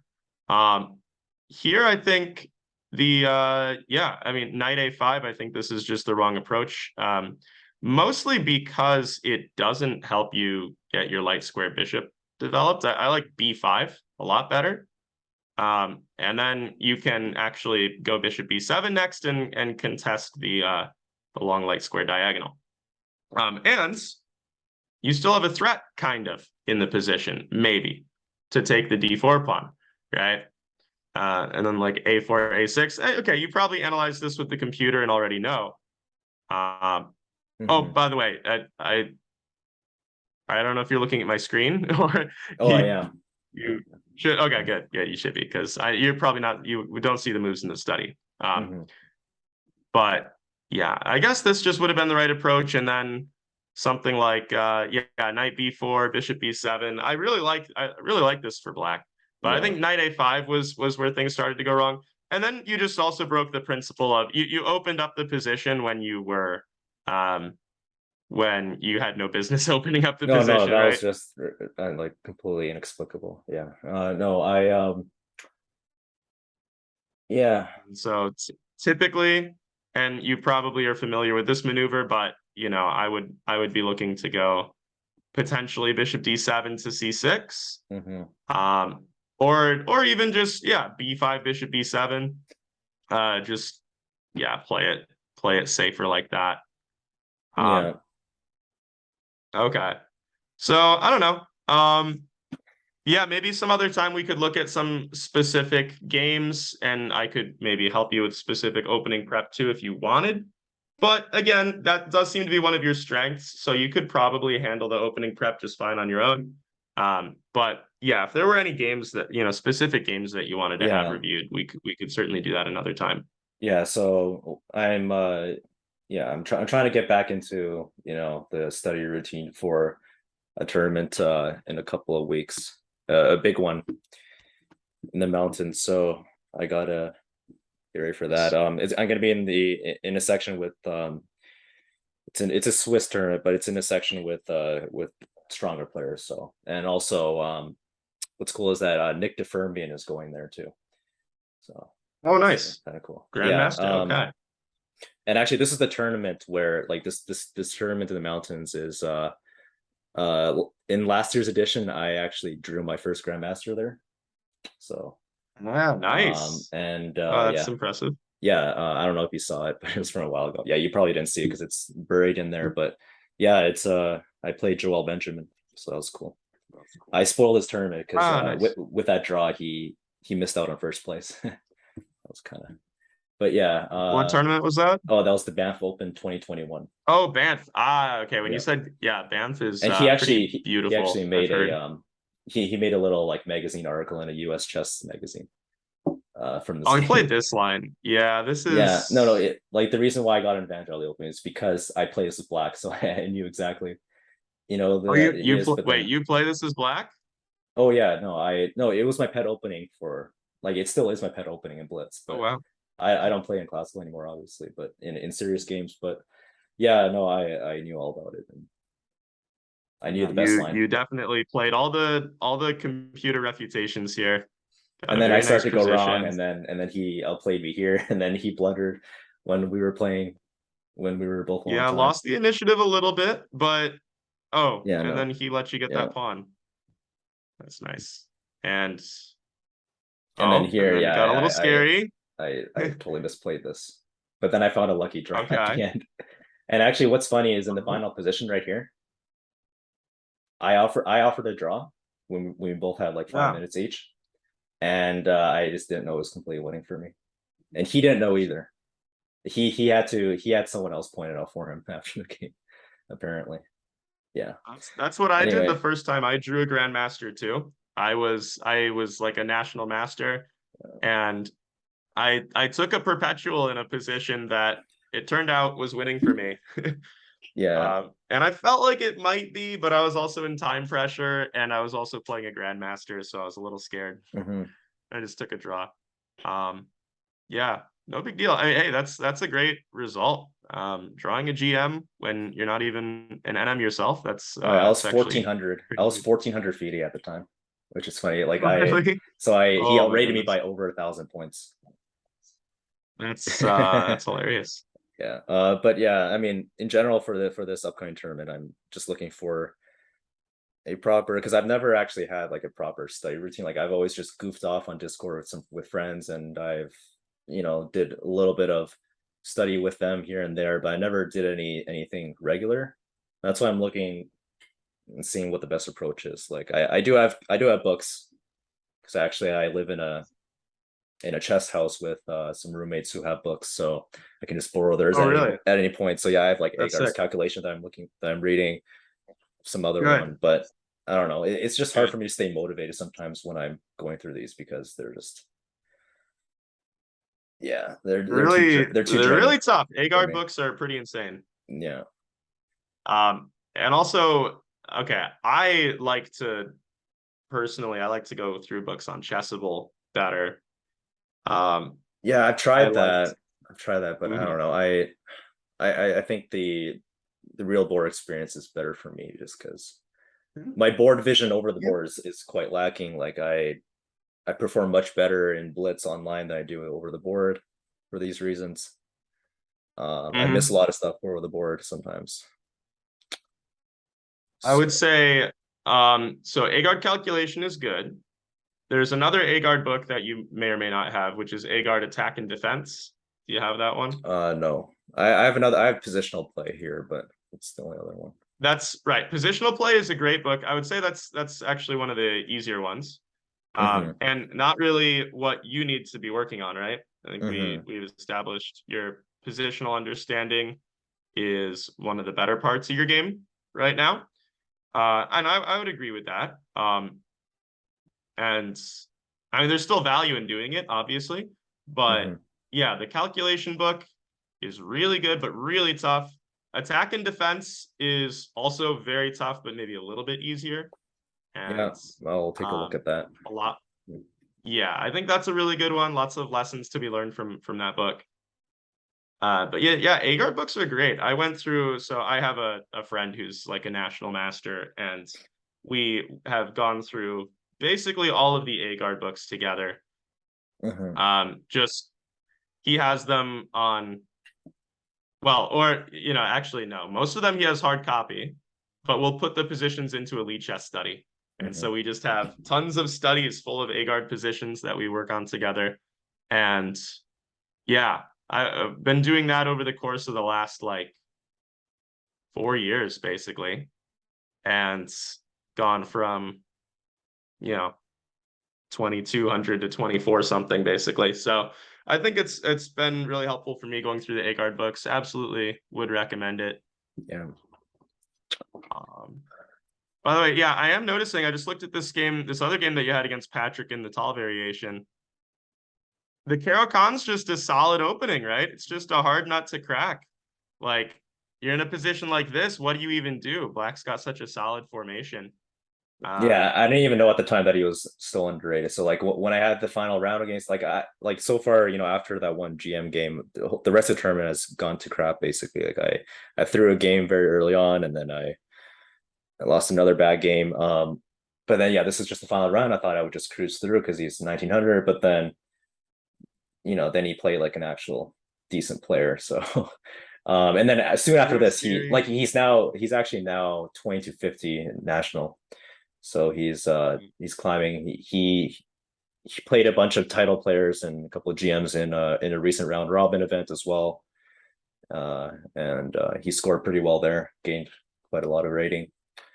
Um, yeah, he's just definitely improving faster than me. And also he also started working on chess a lot after COVID.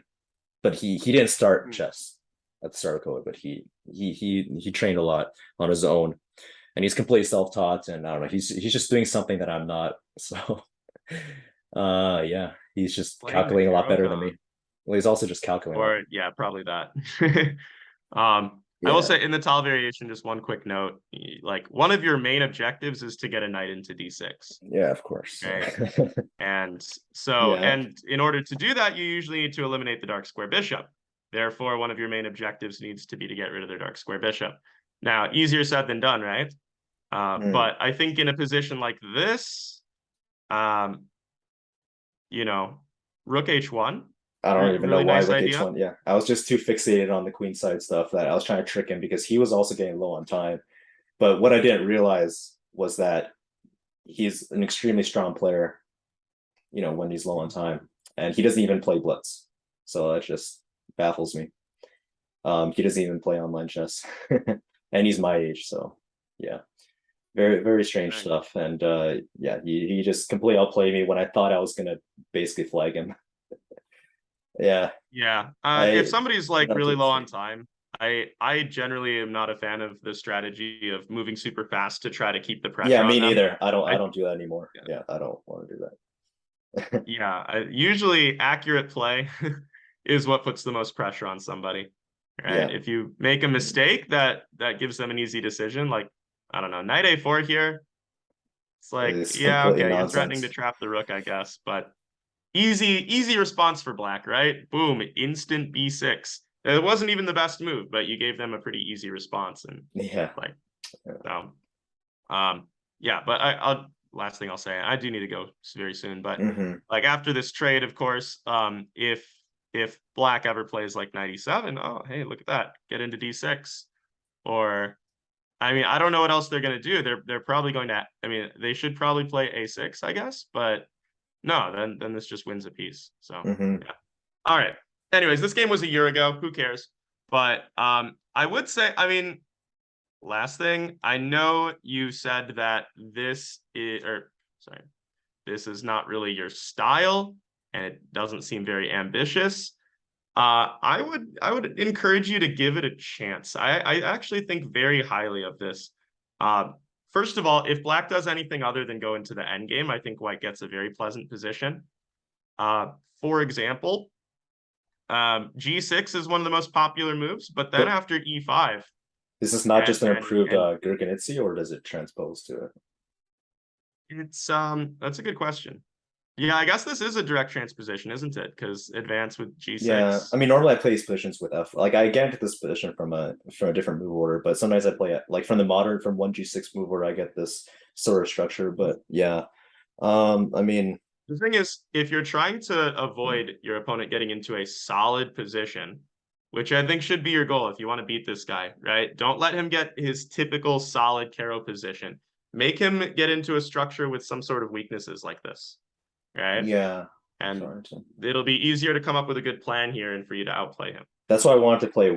I wanted to play black against him for such a long time because I've seen his white games, and I've seen that he even told me himself that he struggles. He's been struggling with white lately, and I've seen his games, and I've seen I've seen, like, for example, he's been losing against the Berlin lately too as white, and I want Okay. to just play something solid as black because generally my black openings are a lot more solid than my white openings. So yeah, I'll Question try about the it. Berlin real quick. Do you Yeah. play the Berlin with king? Like, do you usually go king e8 or king c8? Oh, in the end game, I have like zero games in that in the end Okay. game over the board. But I do no in Blitz I always play King E. I played just the main stuff with King E8, um and then just like Bishop E7, Okay. Bishop E6, and just I think it's very solid. And Interesting. I Yeah, won't claim everybody I'm with not an white is expert. trying to I'm obviously avoid that not. now. I'm not an expert, obviously, because it's such a rich opening. But yeah, Well, I guess you don't need to I be do have my if zero experience. people go Yeah, into it. I mean, Hmm. I also haven't been playing it that much either.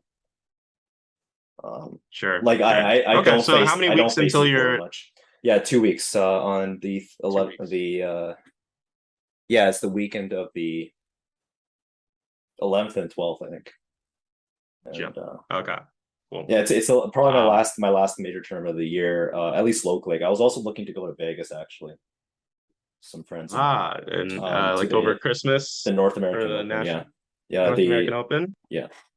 Yeah, I was looking to go to that that'd be one, but fun. Yeah. yeah, it's just for the Okay. experience. Like I don't really care about the FIDE rating because I know there's a lot of guys, who sandbag and their ratings are underrated, and I don't want to focus too much on I the rating. had It's the just for best the tournament of my experience for life me. in Vegas. Yeah, I was, Yeah, dude. I loved going to Vegas. I played in yeah. the National Open last summer, Hmm. and that was like I guess my big breakout tournament that like made me surge towards IM. I like beat um I beat a grandmaster, I drew two other grandmasters, I beat two international masters. Um had like a 20 like yeah, had like a 2590 FIDE performance rating over 9 rounds. Nice. That best tournament I've ever had in Vegas, and Hmm. I was like hungover some of the days too. So and still played great chess. You recommend um, I do like the under 2300 sections, or because like if I do the open and if I'm not 2200 rated at by that time, probably national rating, then yeah, a lot more money. like it's a total of, I think, in Canadian dollars it's like almost $500 just to register, which is absurd. Yikes! So Yeah, yeah, it's a little pricey for me, but under uh 2300 it's fine, is right? just fine. Yeah. You'll still get some strong opponents there, but yeah. Yeah, I'll Um, see, okay. but not a guarantee yet. I haven't planned it, but if I do go, then that'll be exciting. Uh, Yeah. yeah, and that's All about it. I right, had nothing cool. else to say. Yeah, for now. Yeah, all right. Well, hopefully this was helpful. Hopefully this was some good practice for you and Hmm. got you thinking about the right things that you should be thinking about when you're calculating. Yeah. And yeah, hopefully we can have another lesson pretty soon. Yeah. All right. All right, Paris. Well, have a good rest of your day.